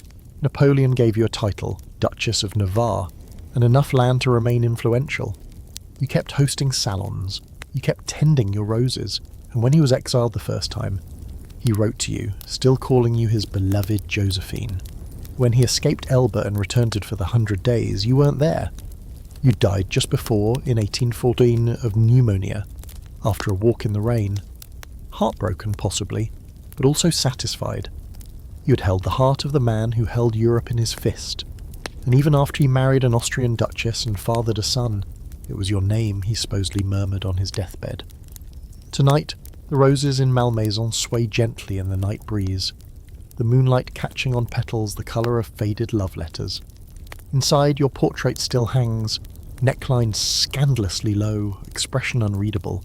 You never needed to shout to you. You never needed a sword. You navigated history in a whisper and a wink. They called you extravagant, frivolous, but you outlasted revolutions, charmed tyrants, and taught an emperor what it meant to be ruled gently. The plane touches down in France, and already the papers are howling. You're wearing black, draped in mystery, chin high against the weight of 1,000 flashbulbs. You are Wallis Simpson, twice divorced American socialite, woman of scandal, alleged Nazi sympathiser, and the cause, according to the British Empire, of the most shocking abdication in modern royal history. Not bad for a girl from Baltimore. Let's rewind, though. Before the titles, before the exile, before the tabloids practically invented themselves trying to keep up with you, you were just Wallis. Born into a respectable but modest background, raised with manners, ambition, and a growing awareness that charm could bend doors open. Your first marriage? A disaster. Your second, more comfortable, but it's during this one that you meet him. Edward, Prince of Wales, future king, shy in private, adored in public. You didn't plan to capture him, you just did. And he fell. Harder than anyone expected. You teased him, called him Peter Pan, challenged him, made him laugh. You didn't fawn, didn't flatter, didn't melt under his attention like the debutantes before you. And that precisely, Poe, was your weapon. Edward was bored with royal duty, weighed down by centuries of tradition, aching for something, someone, real. You were real. And the entire British establishment hated you for it. Now here's your historical fact. In 936, Edward VIII became the first English monarch to voluntarily abdicate the throne. Why? Because you, a woman twice divorced and utterly unacceptable in the eyes of church and parliament, were the one person he refused to live without. He famously declared in a radio address, "I have found it impossible to carry the heavy burden of responsibility and to discharge my duties as king without the help and support of the woman I love." Cue national meltdown. And the British people, they weren't rooting for you. You were painted as the villain, the temptress, the American interloper who seduced their golden prince and nearly broke the monarchy in half. In the public's eyes, you weren't just sleeping with power, you were dragging it into bed, rearranging the sheets and lighting it on fire. What most people don't know, you didn't want the throne, you were terrified of it. You begged Edward not to abdicate. You told him it would destroy him, but when he did it anyway, you stood by him. Even as the world turned against you, you stood. Your marriage was not a fairy tale, let's be clear. Edward became the Duke of Windsor, yes, but he never got over losing the crown. He spent the rest of his life slightly adrift, clinging to you like a lifeboat, writing limp memoirs and posing for stage photographs. You hosted garden parties, you smiled for cameras, You endured exile with tailored suits and strained patience. You were never invited back into the fold. The Windsors kept you at arm's length. Queen Elizabeth, the current one, never granted you an HRH title. It wasn't pettiness, it was policy. Now for the quirky bit. You had a personal perfume commissioned, a custom blend by Jacques Guerlain himself. It was called Liu, a powdery aldehydic floral that lingered in every room you left.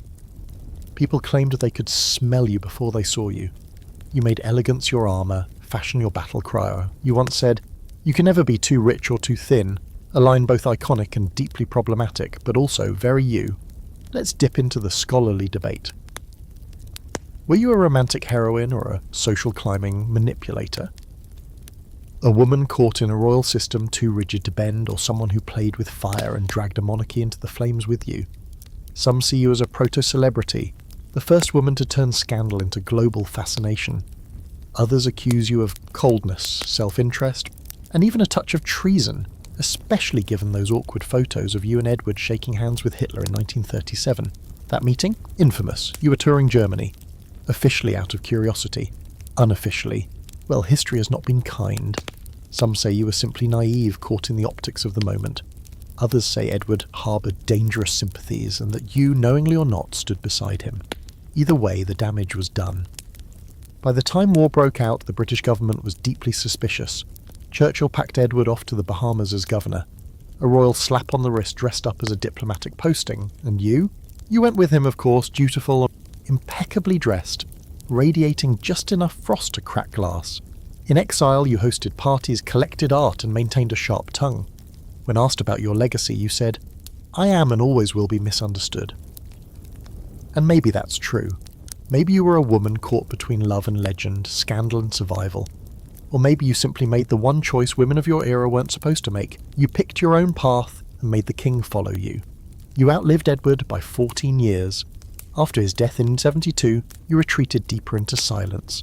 Age wore away your edges. By the time you passed in 86, few from your world were left.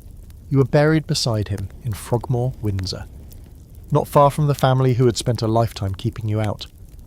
Tonight, your memory walks through a mirrored ballroom, perfume lingering in the air, shadows trailing behind every elegant gesture. You didn't marry into a crown, you forced it to choose. And it chose you. The scandal, the sacrifice, the love story that never quite fit the mould. You weren't the woman who wanted a throne. You were the woman who made it shake.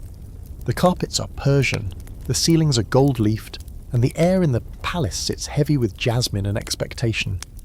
Outside, the people chant your name. Inside, your silence says more than any royal decree. You are Soraya Esfandiari Bakhtiyari, Empress of Iran, Queen of the Peacock Throne, and the woman who dared to love a king too much to let him break your spirit. The crown is glittering, the marriage is tragic, and tonight, you're not sure whether the weight you feel on your shoulders is made of diamonds or just regret.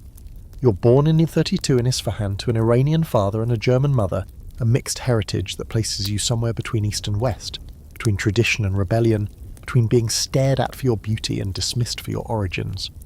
Your upbringing is cosmopolitan. You're educated in Switzerland, you speak multiple languages, and by your late teens, you've already got that quiet confidence that makes people lean in a little too close when you talk. Then comes Mohammad Reza Pahlavi, the Shah of Iran. Tall, elegant, polished, and in desperate need of a new wife. His first marriage ended in divorce. His country needs an heir. His advisors want someone pure, Persian, and pliable. You are 2 out of 3. He meets you, falls for you, fast. Your photo hits the newspapers. Delicate, dark hair, high cheekbones, eyes like a Persian miniature painting brought to life. You're barely 19 when he proposes. Here's your historical fact. Soraya was crowned Empress of Iran in 1951, in one of the most opulent ceremonies of the 20th century. You wore a Dior gown studded with 6,000 diamonds and a 4-pound crown that you barely managed to keep on your head. You were hailed as the new face of modern Iran, a queen in high heels representing progress, elegance, and a carefully curated version of tradition. But the fairy tale has cracks. You can't have children. That truth slinks into your marriage slowly at first, like a rumour you try not to believe, then louder, more obvious. Iran, already boiling with political unrest, begins to focus its anxiety inward. no heir, no future. And no matter how much the Shah loves you, and he does, in that formal, clipped, heart-on-a-leash way, he is also a man of duty, and duty demands succession. The tension builds like smoke behind a curtain. Doctors whisper, royal advisors pace, you try hormone treatments, pray. Perform the rituals of hope, nothing works. The palace becomes a mausoleum for promises that can't be fulfilled. You beg him not to divorce you. He resists too, for a time. But politics is cruel. Monarchies are built on heirs, not heartbreak. The quirky bit? Your life after the crown was a whirlwind of fame and film. Yes, film. In a kind of surreal second act, you moved to Rome and tried your hand at acting. Fell in with directors, screenwriters, scandal. You starred in The Three Faces of a Woman, a movie that flopped harder than a fish on marble. But that wasn't the point. The point was reinvention. You weren't trying to win an Oscar. You were trying to prove to yourself, maybe, that you were more than the wife who couldn't bear a child. And here's the scholarly debate. Were you a victim of royal misogyny, tossed aside for your infertility? Or did you represent a modern woman unwilling to be reduced to her reproductive organs? Some historians see your divorce as the tragic price of monarchy. Others call it a moment when personal dignity finally refused to be sacrificed on the altar of politics. You gave up your title in 1958, quietly, no public outbursts, no tell-all interviews, just a flight back to Europe and a few carefully composed statements to the press. We are too young and too full of life to bury ourselves in sadness, you said, though your eyes said otherwise. He later married Farah Diba, who gave him children, but he never looked at her the way he once looked at you. And he never stopped loving you. Even in exile years later, he kept your photo in his study. Letters were exchanged, secret visits rumoured. When he was dying, he asked about you, not his children. You, and though you never remarried, you never begged to return. Pride is a strange crown of its own. Your final years were quiet, haunted. You lived in Paris in a modest apartment, spent your days painting, writing, feeding stray cats, and politely declining invitations to glitzy events. You once said, "A heart that has been broken, truly broken, never heals the same." You died in 2001, alone but not forgotten. The newspapers called you the sad-eyed princess, and in a way, they weren't wrong. Tonight, somewhere in an empty palace echoing with silence, your crown still sits in a glass case. Dusty, perhaps, but intact, just like your memory. You loved a man who had to choose between his country and your heart, and you let him go, not because you weren't enough, but because you refused to shrink. You weren't the queen who was cast aside. You were the queen who stepped down with grace, carried her heartbreak like silk, and walked away from a kingdom that didn't deserve you. There's a stillness to the Mediterranean at night that almost convinces you nothing could ever go wrong here. The waves press gently against the harbour. The stars look like they've been placed by hand. Somewhere behind you a palace glimmers, too perfect, too white, too gilded. You should be at peace, but you're not, because you're Grace Kelly, and this isn't a fairy tale. It's a high-stakes arrangement disguised as love. You've gone from Hollywood royalty to actual royalty, and the view from the throne isn't nearly as romantic as the script once promised.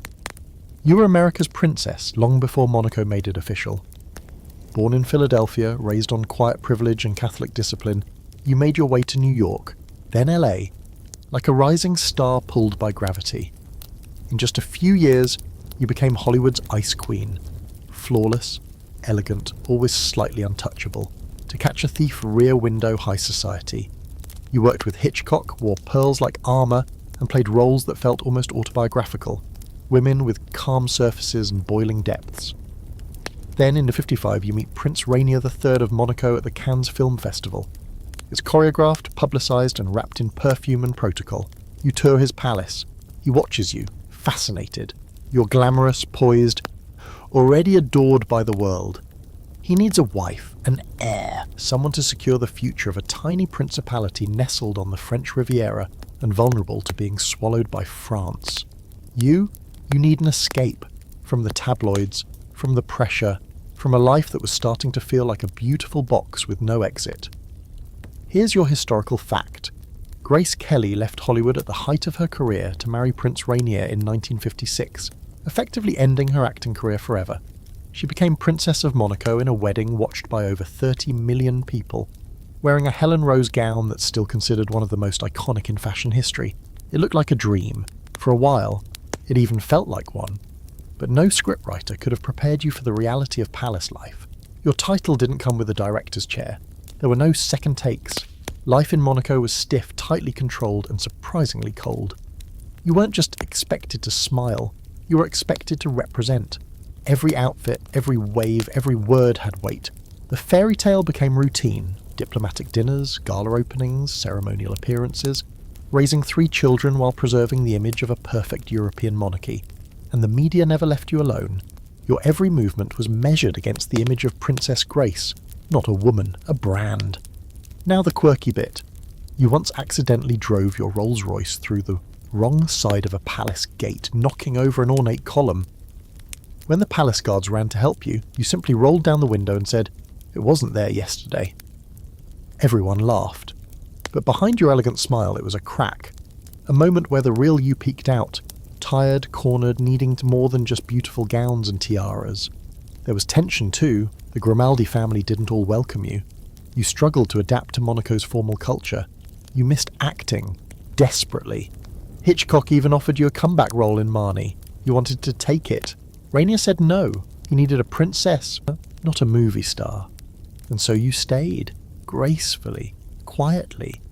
But parts of you remained packed away like costumes left in the wardrobe of a former life. Here comes the scholarly debate. Was Grace Kelly a woman who sacrificed passion for duty, or a calculated player who chose power over fame? Some say she was a modern Cinderella. Others argue she was a savvy operator who saw the value of real royalty over manufactured stardom. And then there are those who believe she was caught between 2 impossible choices, trading one cage for another, this time lined with gold. Despite the restrictions, you found ways to matter. You championed the arts. You created foundations. You became a quiet force behind Rainier, advising, smoothing tensions, modernising Monaco's image. You were more than a figurehead. You were steady. But the end came fast. In 1982, while driving with your daughter Stephanie, you suffered a stroke behind the wheel. Your car plunged off a mountainside road into a ravine. Stephanie survived. You didn't. The world mourned like it had lost a queen, which in a way, it had. But the headlines were quick to resurrect the glamour, the films, the wedding dress. Few stopped to ask what it had cost you to live that life.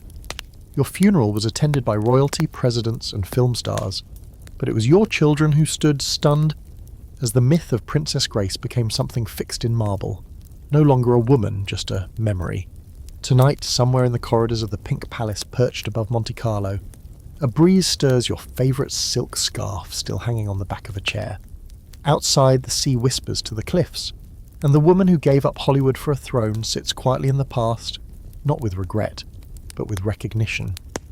You weren't just a starlet who caught a prince. You were a woman who gave up the spotlight only to be turned into an even brighter symbol, one you could never fully escape. And maybe, just maybe, you didn't want to. The crown isn't made of gold, it's stained with blood, then you wear it anyway. You are Fredegund, Queen Consort of Neustria, and you've never met a dagger you didn't like. Your kingdom isn't built with treaties or whispered diplomacy. It's carved out of fear, stitched together with poison, and maintained by your singular talent, survival. You don't rule from behind a curtain. You rule from the centre of the room, dagger in hand, staring down anyone foolish enough to think a woman can't run a kingdom, and eliminate the competition in heels. We're in 6th century Frankish territory, a time when Europe is a patchwork of unstable kingdoms, semi-barbaric nobles, and enough royal intrigue to make modern soap operas look tame. You're born lower class, a servant in Queen Aldovera's household, a woman with no titles, no wealth, and no reason to think you'll ever be more than background furniture in a noblewoman's life. But background isn't your style. You seduce King Chilperichthys. Quietly at first, then very, very publicly. When the Queen discovers your affair, she's sent packing, but not before you make sure her daughters are either removed or ruined. One ends up in a convent. The others, well, things happen. Your rise is brutal, not romantic. When Aldovera dies, mysteriously, you marry Chilperic and become queen.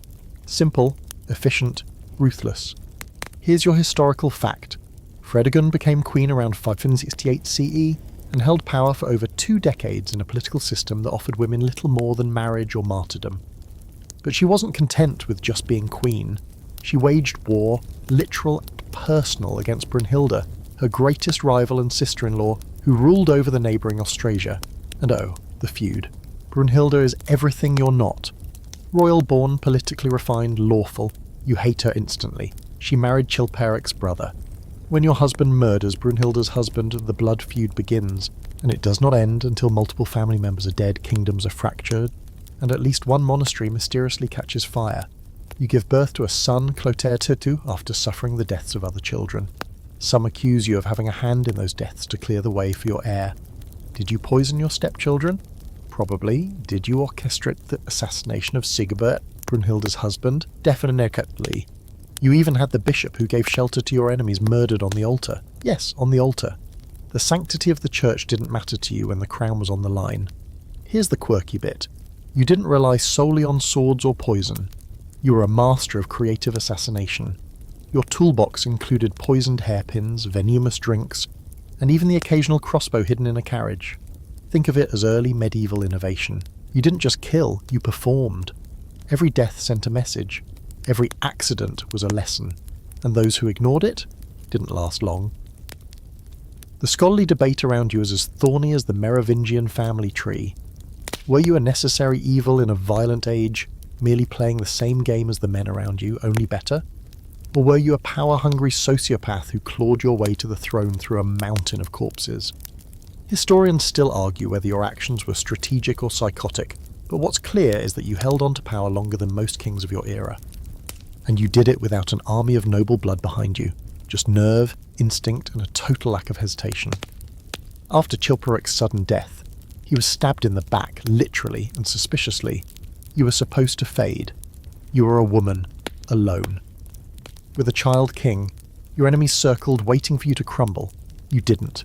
You tightened your grip, appointed loyal advisors, managed court factions like a spider in the centre of a burning web.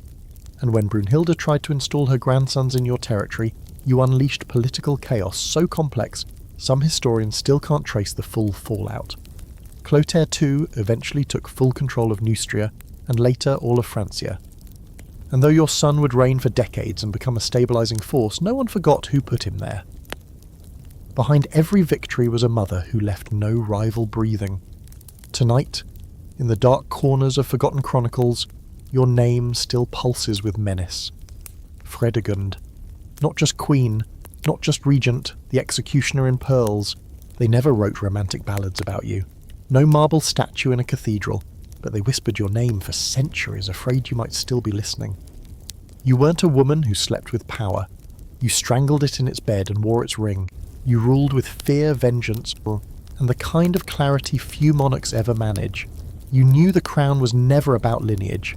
It was about control, and you never lost it. You're not supposed to be here. Not in the council chambers, not in the war rooms, and definitely not in the imperial record books. But you are.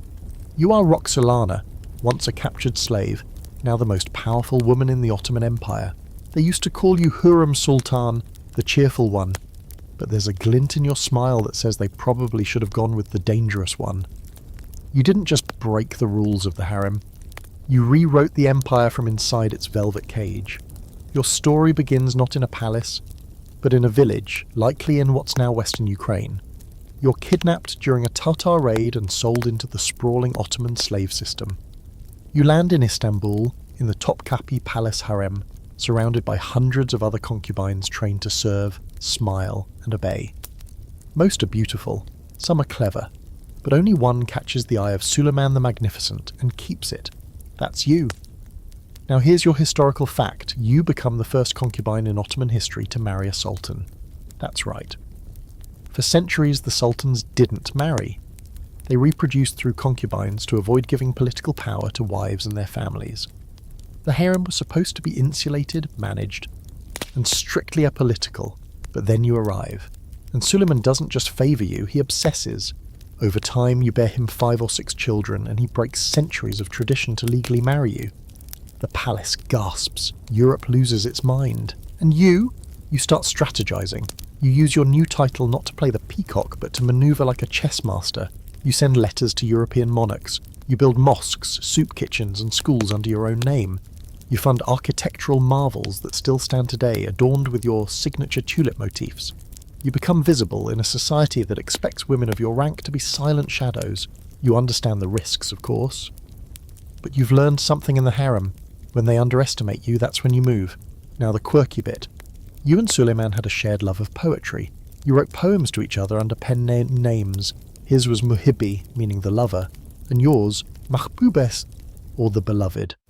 Your letters are filled with metaphors of longing, politics wrapped in rose petals, and gentle instructions masked as flirtation. You didn't just seduce the Sultan, you co-authored a dynasty with him in verse. But every empire has its palace intrigue. You had rivals, one in particular, Mahidevran, Suleiman's former favourite and the mother of his eldest son Mustafa, wasn't about to give up her position quietly. The court split into factions, you on one side, Mahidevran on the other. It wasn't just a rivalry, it was succession at stake. You had sons, she had the heir. And this wasn't going to end with a quiet chat over tea. Enter the scholarly debate. Did you orchestrate the downfall of Mustafa? Historians argue about how far your influence reached. Mustafa was strong, popular, and seen as the natural successor. But in 1553, Suleiman accused him of treason and had him executed. Some say the case was built on forged letters and planted rumours, tools of a palace faction led by you. Others say Suleiman made the decision independently, driven by fear of rebellion. The truth is buried under layers of intrigue, but one thing's certain. After Mustafa's death, your son, Selim, becomes the heir, and later, the next sultan, Tamun. And what do you do during this time? You don't vanish, you don't fade. You become Valide Sultan, the Queen Mother, a position more powerful than most realise. Your influence shapes succession, foreign policy, or the court's cultural development. You oversee harem appointments, mediate rivalries, and even correspond with the Polish king to ease tensions on the northern border. All this from a palace wing technically off-limits to politics. People call it the Sultanate of Women, the period when women, especially sultans' mothers and consorts, wielded extraordinary influence behind the scenes. You didn't start it, but you defined it. After you, Ottoman politics would never be the same. Your death in 1558 sends shockwaves through the empire. Not because you were beloved, though many did love you, but because you mattered. Because people feared what might happen now that you are no longer there to steer the storm. Suleiman mourns in private. You're buried in a grand mausoleum beside his, the only consort to ever be laid to rest next to an Ottoman sultan. Even in death, you share space no one else could reach. Tonight, the gardens of Topkapi glow under lantern light, and the scent of roses, your favourite, lingers in the air. Behind those latticed windows, whispers still echo about the girl who rose from slavery to become a queen in all but name, who navigated power with the grace of a dancer and the precision of a general. You weren't born with status. You seized it. You turned the constraints of the harem into your battlefield, your office, your empire. You didn't just sleep with power. You gave it orders, signed it in calligraphy, and tucked it into a poem. France smells like damp stone and tension. The king is a boy. The court is nervous. And you? You're Anne of Austria, queen, mother, regent, and, for all practical purposes, the only adult holding the fractured kingdom together. The year is 1643, and your husband, Louis XIII, has just died. Your son, Louis XIV, is 4 years old. The throne may rest on his tiny shoulders, but it's you who must carry the weight, and you are not going to do it alone. Enter Cardinal Mazarin, Italian-born, slippery-eyed, brilliant. You've known him for years, trusted him, respected him, and possibly, though court gossips argue it to this day, loved him. He was the protégé of Cardinal Richelieu, your late husband's right hand, but Mazarin is something else entirely. He's not just a political puppet master, he's charming, funny, and deeply loyal. And yes, he's Catholic, and yes, you're queen. But sometimes, especially in the echoing silence of power, alliances begin to feel like something else entirely. Now here's your historical fact. After Louis XIII's death, Anne became regent of France, and Mazarin became her chief minister. She fought for the right to rule without a council, and she won. Unheard of for a woman in her position. You weren't just keeping the seat warm for your son, you were governing. During the critical years of the Fronde, a series of civil wars sparked by nobles and angry Parisians, you and Mazarin stood at the centre of a storm, and let's not sugarcoat the Fronde. It was chaos. The aristocracy turned into overdramatic revolutionaries. The people rioted. The royal family had to flee Paris in the middle of the night. You wrapped Louis in blankets and rode in a carriage through darkened streets, your face calm, your hand steady. Your son remembers this, the fear, the noise, the betrayal. You never let him see you flinch, because you didn't. Not once. Here's the quirky bit. You and Mazarin may, or may not, have secretly married. There's no surviving marriage certificate, no royal proclamation, but there are letters, hundreds of them, sweet, biting, intimate, full of longing and strategy. You called him mon cher ami, my dear friend. He called you ma reine, ma vieille, my queen, my life. Historians disagree, of course. Some think you kept it strictly professional, ma mort. Others say you had secret wedding vows exchanged in a chapel late one night. The truth? You probably smiled and said nothing, just like always. What's undeniable is this. You two operated like a perfect machine. You trusted him in a way you never could your husband. He handled foreign affairs, bribed the right nobles, played the long game. You kept the royal image intact, navigated court politics, and raised the future son king. Together, you stabilised France after years of civil unrest. Not with brute force, but with diplomacy, letters, and the occasional very strategic exile. Let's talk scholarly debate. Was Mazarin the real ruler, and you his figurehead? Or were you the one behind the throne all along, using his position as cover for your own authority? Some argue you were just a regent under a man's control, but others, more and more, recognise you as one of the sharpest political operators of the 17th century. You weren't just surviving in a man's world, you were running it. You did all this as a Spanish-born queen in a French court that never fully trusted you. You endured whispers about your loyalty, your parentage, your accent, but you answered with competence to strategy and style. You revived court ceremony, invested in the arts, and ensured your son would grow up in a world where the monarchy was not just preserved, it was reborn. You raised him to rule, but more importantly to command respect. That's your legacy. When Mazarin dies in 1661, you are devastated.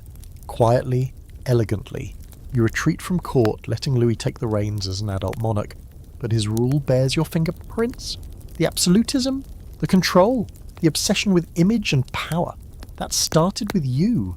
You taught him how to rule, and he never forgot it.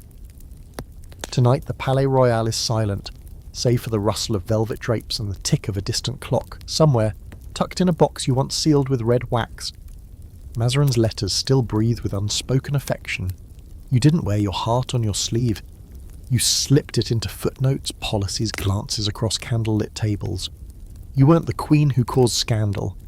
You were the queen who kept scandal from becoming civil war, who turned political weakness into an iron grip, who ruled not because anyone gave you permission, but because you refused to let chaos win. You didn't sleep with power. You shared a bed with strategy.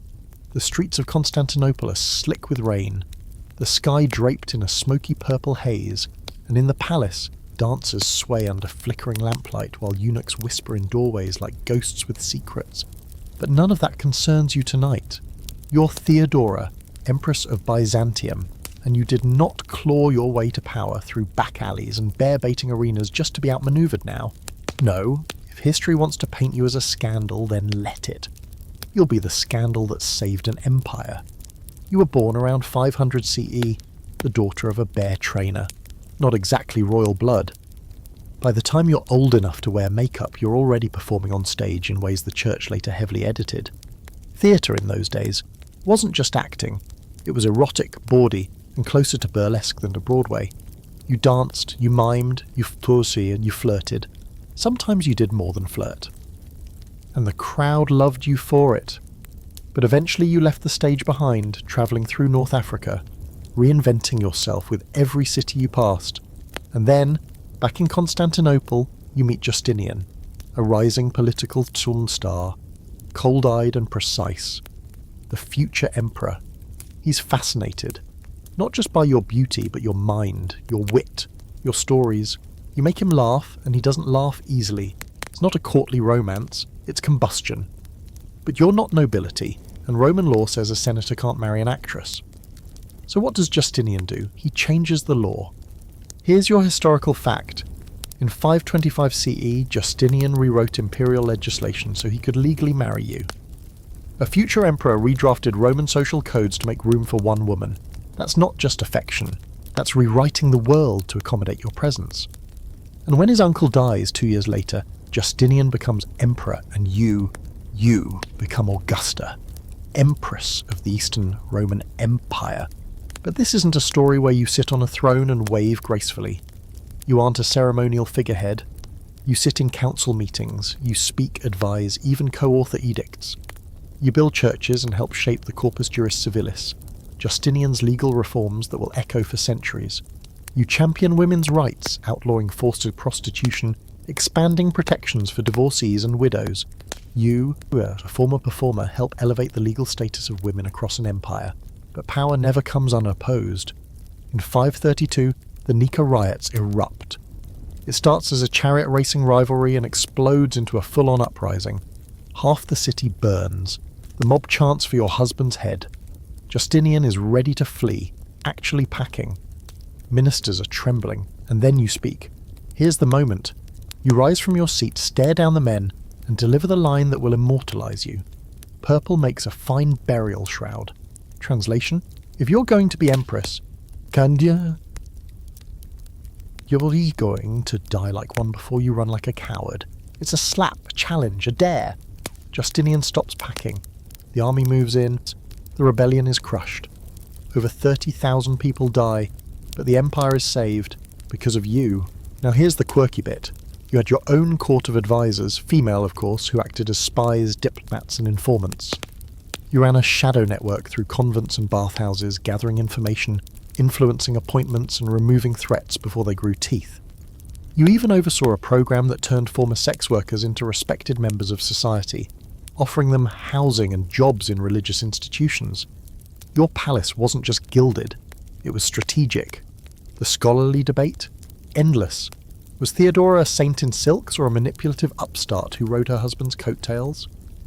Some historians, especially the contemporary ones like Procopius, painted you as vulgar, scheming, sexually ravenous, basically a villain in pearls. But even his bitter secret history couldn't deny your intelligence or your grip on power. Others argue those scandals were invented posthumously to discredit you for the simple crime of being a woman who refused to stay quiet. What we do know is this: Justinian never ruled alone. He mourned your death in 548 like the fall of a city. After you were gone, he never remarried, never replaced you, never so much as whispered of another woman in his life. You were it. Tonight, as the lights of Istanbul shimmer across the Bosphorus, your shadow still lingers behind the mosaics of Hagia Sophia. Not the demure, passive Madonna most expected, but the glittering empress with fire in her eyes and a knife behind her smile. You didn't just sleep with power. You taught it how to walk in heels. The smoke curls in the shape of dragons tonight, lazily unravelling through the halls of the Imperial Palace, as if the air itself remembers who you are. You are Wu Zetian, born a commoner, buried a goddess, and crowned somewhere in between. China never planned for you. Confucian scholars feared you, and history still isn't entirely sure how to categorize you. But one thing is certain: you didn't just rise to power, you shattered the ceiling, replaced it with lacquered gold, and made the empire bow. It starts in the Tang dynasty, where your name is Wu Jiao, and you enter the palace as a low-ranking concubine of Emperor Taizong. You're just a teenager, clever-eyed and careful-tongued, and already watching everything, every whisper, every shuffle of silk, every hierarchy buried in layers of etiquette. You aren't Taizong's favourite, but you make yourself memorable. You read, you write poetry, and you never forget a face. When the emperor dies, the law demands that all his concubines retreat to a Buddhist convent for the rest of their lives. You go quietly, for now, but not for good. You re-enter the palace as concubine to the next emperor, Gaozong, Taizong's son. Yes, technically your stepson. Scandalous, sure, but also genius. You seduce him with wit, not just beauty. With insight, not just flirtation. And before long he's obsessed. You rise quickly through the ranks. One rival disappears, another falls ill. Gaozong gives you titles, then a palace, then power. You bear him sons, secure your position, and slowly begin the real work. Not of becoming queen, but of becoming emperor. Here's your historical fact. In 690 CE, Wu Zetian declared herself the sole emperor of China, the only woman in Chinese history to hold the title in her own name. Not empress consort, not regent, emperor. And the country didn't fall apart. In fact, under your rule, China thrived, expanding territory, strengthening the civil service, and becoming one of the most stable and prosperous regimes of the era. You were not content to rule from behind the curtain. You wanted the throne itself, and you took it. Not through brute force, but through brilliant manipulation of court politics, alliances with Buddhist leaders, and careful reshaping of imperial imagery. You commissioned art depicting yourself as the bodhisattva of compassion. You understood branding before the term existed. You didn't just seize power, you legitimized it. Now the quirky bit. You had your own secret police. Not for fun, obviously, but to manage the dizzying complexity of palace intrigue. These weren't palace guards with swords and moustaches. These were spies, interrogators, information brokers. They reported whispers. They silenced threats. Sometimes they made people vanish. It sounds chilling, sure, but welcome to 7th century China, where a slow-moving rumour could kill faster than a sword. You simply made sure yours moved first. And now the scholarly debate. Was Wu Zetian a brutal usurper who murdered her way to power? Or was she a genius reformer who stabilised a crumbling dynasty and carved a path for capable leadership regardless of gender? The answer, frustratingly for some, is both. Yes, you were ruthless. You ordered executions, you removed political rivals, even family members. But you also championed education, opened civil service exams to non-nobles, and promoted officials based on merit, not birthright. You modernised China while preserving its traditions. You weren't evil. You were efficient. The Confucian elite hated you, not just for your ambition, but for your very existence. A woman on the throne disrupted the entire moral and social order. Centuries of Chinese historians tried to erase or tarnish your legacy, painting you as a monster with silk gloves. They accused you of witchcraft, depravity, cruelty. And maybe some of it was true, but more often their outrage said more about them than it ever did about you. When Emperor Gaozong's health declined, you didn't just act as regent, you ruled outright. And when he died, you set aside his sons, declared a new dynasty, the Zhou, and made yourself the axis of power. You didn't pretend to be humble, you redefined humility. You sat on the dragon throne with your head held high and your hands ready to shape the world. When you finally stepped down in 705, old, frail, but still sharper than most, you did so on your own terms. Your son reclaimed the throne and you retired quietly, knowing the dynasty would survive because you had secured its foundations. You died not as a usurper or a consort, but as the Emperor Wu, first of her name, rightful ruler of all under heaven. Here's what they won't put on a monument. You were terrifying. Not because you were cruel, but because you were imaginable. You made people question every assumption they had about what power should look like. You forced a culture to see that leadership could wear earrings and still crack skulls with policy. Tonight, as incense wafts through ancient temples and calligraphy brushes rest beside unfinished poems, your legacy still lingers, complex, debated, but undeniable. The Tang dynasty may have tried to erase you, but stone can crack, words can be rewritten, and memory, especially yours, has a habit of resurfacing. You didn't just sleep with power, you became the storm it feared waking up next to. The palace walls are stitched with silk and sorrow. Outside, the wind carries the low thrum of unrest. Japanese officials, Russian whispers, Chinese resistance all crashing against each other like waves in a storm.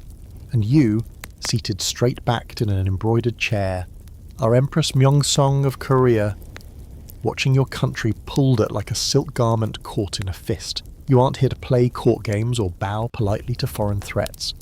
You are here to defend a nation, even if it cost you everything, including your life. Born in 1851 into the powerful Yohung-min clan, you were well-read, sharp-tongued, and politically aware from the start. The court expected King Gojong to marry someone pliant, decorative, a lovely consort who would bear children, smile at banquets, and keep her opinions confined to hairpins and wallpaper. Instead, he chose you, and with that the dynasty took a sharp left turn. At first they underestimated you. You were soft-spoken, even shy in public. But behind closed doors you were forging alliances, flipping court loyalties, and diving headfirst into diplomatic strategy. When your father-in-law, the powerful Regent Daewongun, tried to muscle you into a decorative corner, you quietly launched a full-scale political counterattack. One by one, your supporters moved into key positions. One by one, his were removed. Gojong may have worn the crown, but your hands were on the strings. Here's your historical fact. Empress Myeongseong was the first Korean queen to actively engage in international politics, forming crucial alliances with Russia and China to counter Japanese expansionism. She wasn't content with the passive diplomacy. She was hosting envoys, arranging treaties, and even studying global politics herself. While male ministers debated behind closed doors, you were busy calculating which empire was most likely to save Korea, and how to keep them all just far enough away. But nothing enraged Japan more than a woman refusing to play the expected part. After Japan's Meiji Restoration, its hunger for territory grew teeth. Korea was prime real estate, strategically located, politically vulnerable, and divided at the top between modernization and tradition. You leaned hard into modernization, not to impress foreigners, but to save sovereignty. You backed reforms, promoted education, expanded industry, and crucially, rejected Japan's attempts to dominate the Korean court. Instead, you sought Russia's help. That was the tipping point. Here's the quirky, chilling bit. You had your own spy network inside the palace, including court ladies, servants, and even foreign missionaries. You were constantly one step ahead, dodging assassination plots and intercepted messages. Rumours swirled about your use of coded fans. Yes, fans, fluttered in specific patterns during court to send messages your enemies couldn't decipher. Real or not, the myth says everything. You were always the smartest person in the room and everyone knew it. But the enemy was relentless. On the morning of October 8th, 1895, they came. Japanese agents, disguised Korean soldiers, and assassins stormed Gyeongbokgung Palace. The guards were either bribed or killed. They were looking for you. You hid in the women's quarters, trying to delay your discovery, but they found you. The details that follow are gruesome. Too gruesome for bedtime stories, even this one. But here's the truth. They dragged you from hiding. They stabbed you, mutilated your body, burned it. All inside the palace you had fought so fiercely to defend. This wasn't just an assassination. It was a message. To the court, to the people, to the world. A warning written in blood. They thought if they killed the queen, the resistance would collapse, that Korea would yield, but it didn't. Here's the scholarly debate. Was your court too fractured? Your political choices too risky? Did your reliance on Russia invite more danger than it deflected? Some historians accuse you of miscalculation, of overreaching, of dragging Korea into imperial crossfire. Others hail you as a patriot, brilliant strategist caught in a no-win scenario where no amount of finesse could counter colonial aggression. Either way, your death transformed you into something bigger. You became a national symbol, a martyr, a rallying cry. For decades, even mentioning your name was forbidden by the Japanese authorities. But memory has a long reach. Statues of you now stand in Seoul. Your writings have been collected, studied, reinterpreted, and your image, resolute, dignified, unbowed, still radiates through the fractured history of occupation and resistance. Your husband, shattered by your death, retreated into fear. Your son, Empress Myeongseong, would become a puppet. Japan would officially annex Korea in 2010, but even under occupation you were remembered, not as a victim, but as a warrior in silk. Tonight, the palaces of Seoul sit beneath modern towers. The throne room is quiet, but the walls still echo. Somewhere in the air, faint as breath, your voice lingers, measured, determined. Utterly unwilling to bow, you didn't fight for power, you fought for place, for your country, for the right to exist outside the shadows of empires. You didn't just sleep with power, you stood between it and your people, and dared it to come closer. The cameras flash, the crowd screams, and the motorcade glides forward like a slow-motion dream on velvet wheels. You wave, practiced and poised, but your eyes, those legendary blue eyes, are scanning, calculating, flickering, with the kind of awareness that never really turns off. You are Diana, Princess of Wales. You married into one of the most powerful families on earth, and instead of being swallowed by it, you became the face of it. Then the voice of rebellion. Then the ghost they can't stop chasing. Born Diana Spencer in Matuan, you came from nobility but not royalty, the daughter of an earl raised in English countryside, quiet, surrounded by ponies, governesses, and just enough dysfunction to make you crave structure and affection in equal measure.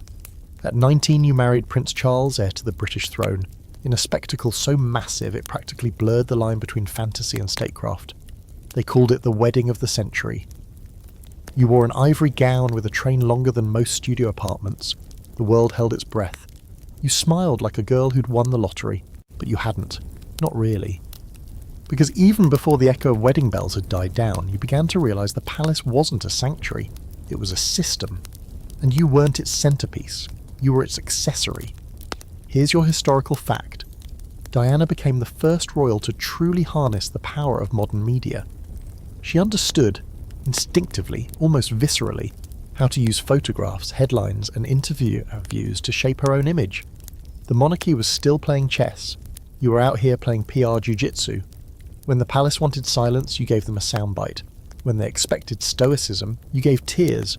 You weren't just a princess, you were a brand. And then there was Camilla. It didn't take long for the world to realise your fairy tale had a third character. Charles had never really let her go. You knew.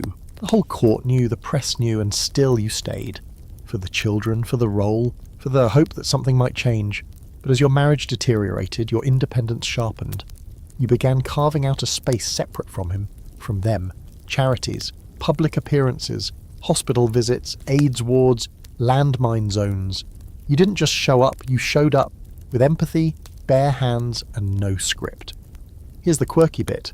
You were terrified of public speaking early on, legitimately terrified. Your first few royal speeches were shaky, hesitant, and almost apologetic, but by the early 90s, you were commanding rooms, delivering speeches that landed like grenades. One of your most famous quotes, "There were 3 of us in this marriage, so it was a bit crowded," was delivered with the soft poise of a queen and the precision of a surgeon. The palace flinched. The world leaned in. Now comes the scholarly debate. Was Diana a media mastermind, or a vulnerable woman used by a system that didn't care if she broke?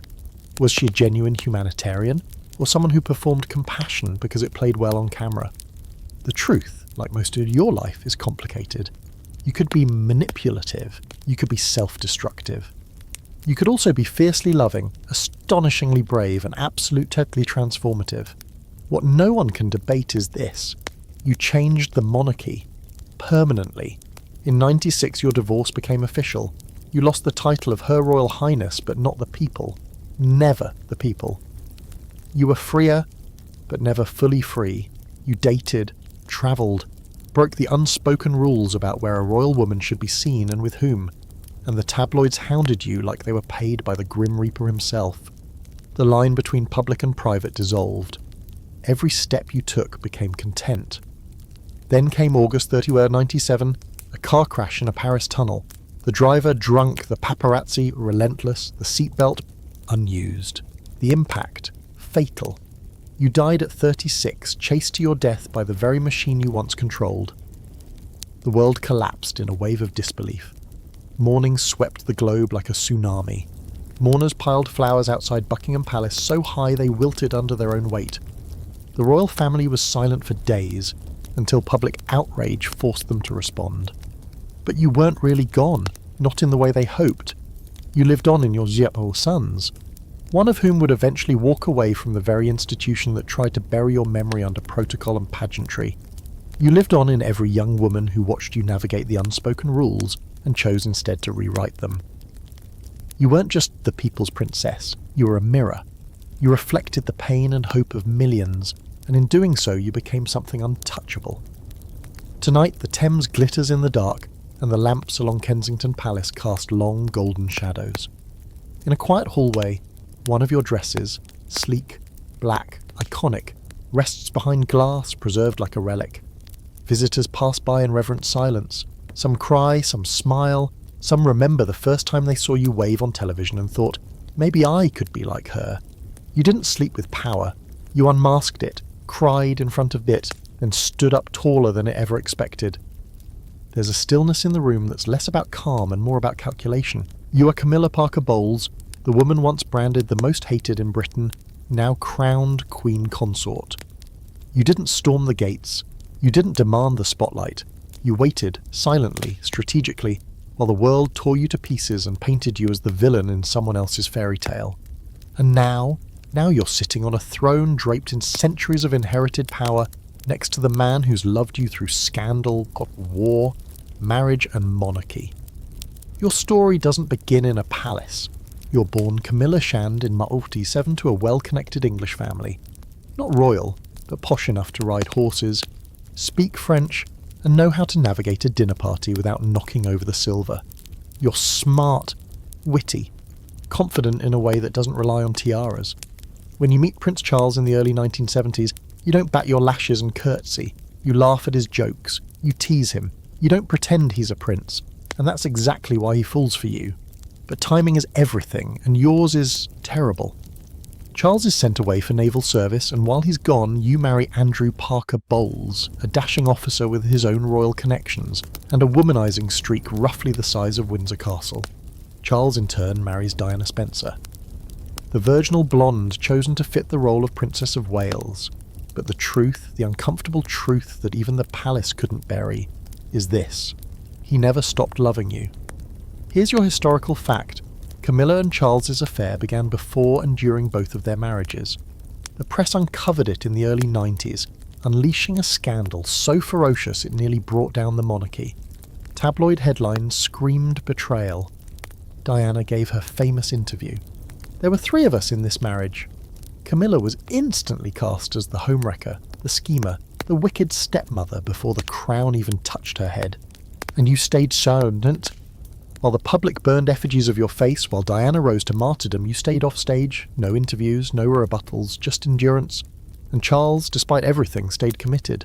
Slowly, painfully, you both began to re-enter the public eye. A carefully orchestrated rollout. One charity event at a time, one handshake, one awkward photo, one royal approval at a time. The quirky bit, you're not what most people expect in a queen. You don't crave attention, you hate long speeches.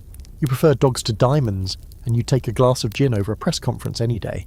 You're more country house than court procession. You once joked that your main royal duty was not to trip in heels, and yet somehow you're the one who outlasted everyone. Here's where the scholarly debate gets interesting. Were you the patient mastermind, biding your time until the crown was within reach? Or were you a scapegoat dragged through the mud because the institution couldn't admit its own emotional failings? Some historians argue that you represented the more authentic choice, that Charles should have married you in the first place. Others say you're the face of a monarchy that still struggles to reckon with the weight of its past. Either way, in 2005, after decades of scandal and speculation, you and Charles finally marry. The wedding is quiet, almost humble by royal standards. Civil, not church, with Queen Elizabeth II herself skipping the ceremony but attending the blessing. The press calls it awkward. You call it a beginning. Then into 2, Queen Elizabeth dies, and everything changes.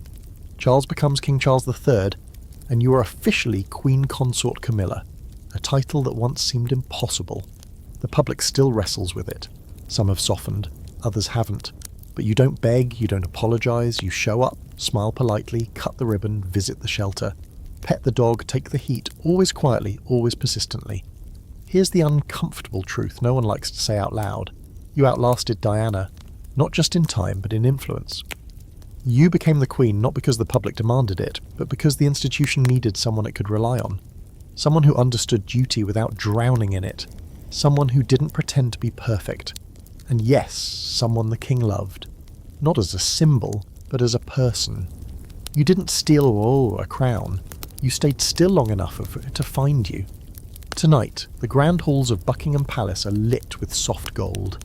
In one room, portraits of queens past hang heavy in their frames. Anne Boleyn, Catherine of Aragon, Victoria, Elizabeth. And now you, Camilla. Not legendary. Not tragic, but steady. Your legacy may not come with fireworks, but it will be remembered as the quiet triumph of someone who endured when everyone expected her to run. You didn't just sleep with power. You waited it out. And then you married it. And then you wore it. With grace, wrinkles, and no apology. The spotlights are colder now, brighter, hung higher above polished debate stages, studio sets, and press briefings. Power doesn't always wear a crown anymore. It wears tailored suits, microphones, and media contracts. But you're still here. You, the modern queen, not born to royalty, but moulded by politics, charisma, and a very calculated kind of chemistry. You're the woman beside the man, or sometimes in front of him. You are the other half of the power couple, the strategist in heels, the one holding the umbrella, whispering in ears or commanding the room entirely. You are a modern empress, and your kingdom is perception. This isn't one name, it's many. Jackie Kennedy, Hillary Clinton, Michelle Obama, Melania Trump, Jill Biden, Angela Merkel's spouse Alina Zelenska, Kate Middleton, Meghan Markle. The list grows with every election cycle, every red carpet moment in front of the press corps. Whether you sleep beside a president, a prime minister, or a revolutionary, you know the truth. Pillow talk still shapes policy. It always has. It always will. Let's zoom in. Jackie was grace under pressure. She turned grief into iconography and knew how to use science better than most politicians use speeches. When JFK cheated, she didn't explode. She curated, controlled. She wore pink when the world turned grey. And in doing so, she cemented the image of a grieving wife into the soul of a nation. Was it performance? Maybe. Was it powerful? Absolutely. Then there's Hillary, who stood beside Bill through scandal, impeachment, and international ridicule. But she didn't stop there. She stepped forward, ran for Senate, became Secretary of State, ran for President, twice, love her or loathe her. You can't deny it. She cracked the ceiling harder than anyone else before her. And she did it, while the world dissected everything from her marriage to her hairstyle to the temperature of her voice. Michelle Obama entered the White House with skeptical eyes tracking every syllable, every sleeveless dress, every facial expression. What she did was redefine First Lady. She didn't just plant a garden, she rewrote the cultural idea of who gets to lead from the East Wing. Health, education, dignity, grace, and the sharpest side-eye in modern American history. Barack may have been the president, but Michelle was the reason his speeches felt like sermons. Now here's your quirky bit. Power couples don't always wear matching pins and smiles. In many modern administrations, it's the unelected partner who becomes the people's favourite. Elena Zelenska, the First Lady of Ukraine, began her tenure quietly, then found herself speaking to international media while her husband led a war. Meghan Markle went from actress to duchess to escapee, her interviews with Oprah making Buckingham Palace squirm harder than any Act of Parliament ever could. Meanwhile, Jill Biden teaches English full-time while serving as First Lady. And Melania? Say what you want, but she delivered one of the most meme-able side-eyes ever caught on live television and once wore a jacket that read, "I really don't care, do you?" sparking a global firestorm. Intentional or not, power. Here's your historical fact.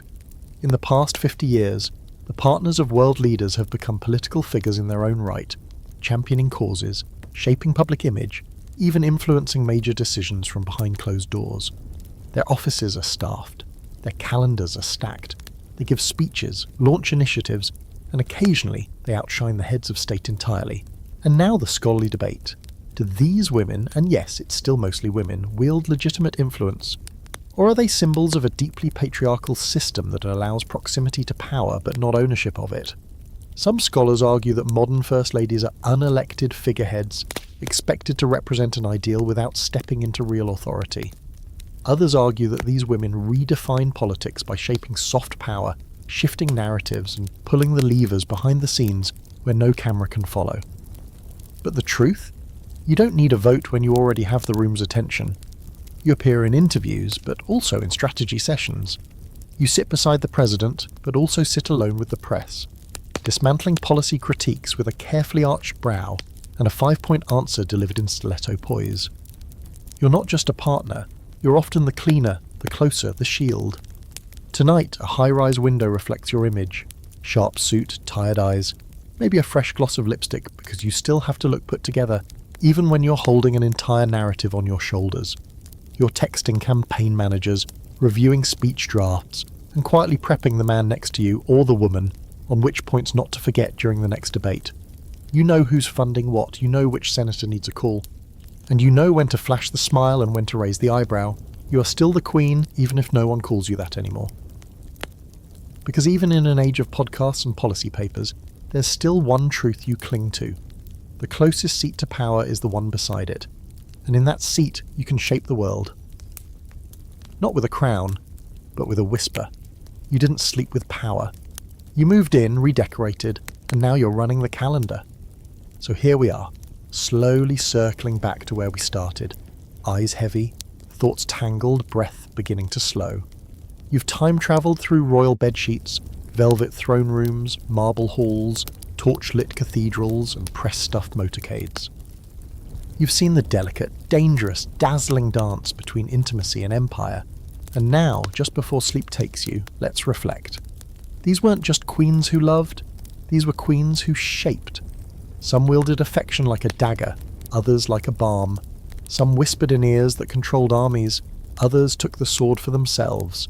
They weren't always saints, they weren't always fair. But they were present in every crisis, every scandal, every carefully folded alliance between the sheets and the throne. Some were born royal, others were kidnapped, sold, widowed, or scandalized into their seats of power.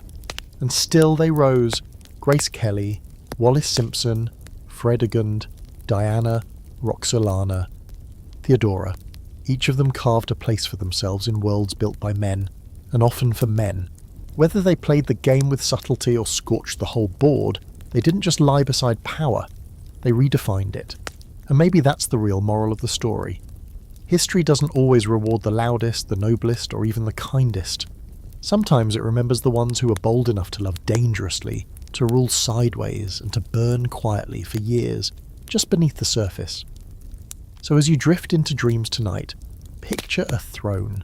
Not empty, but occupied by someone history tried to forget. She's leaning back, she's holding a letter, or a sword, or a secret, and she's watching the world turn, knowing that love her or loathe her, she changed it. Sleep well, Your Highness.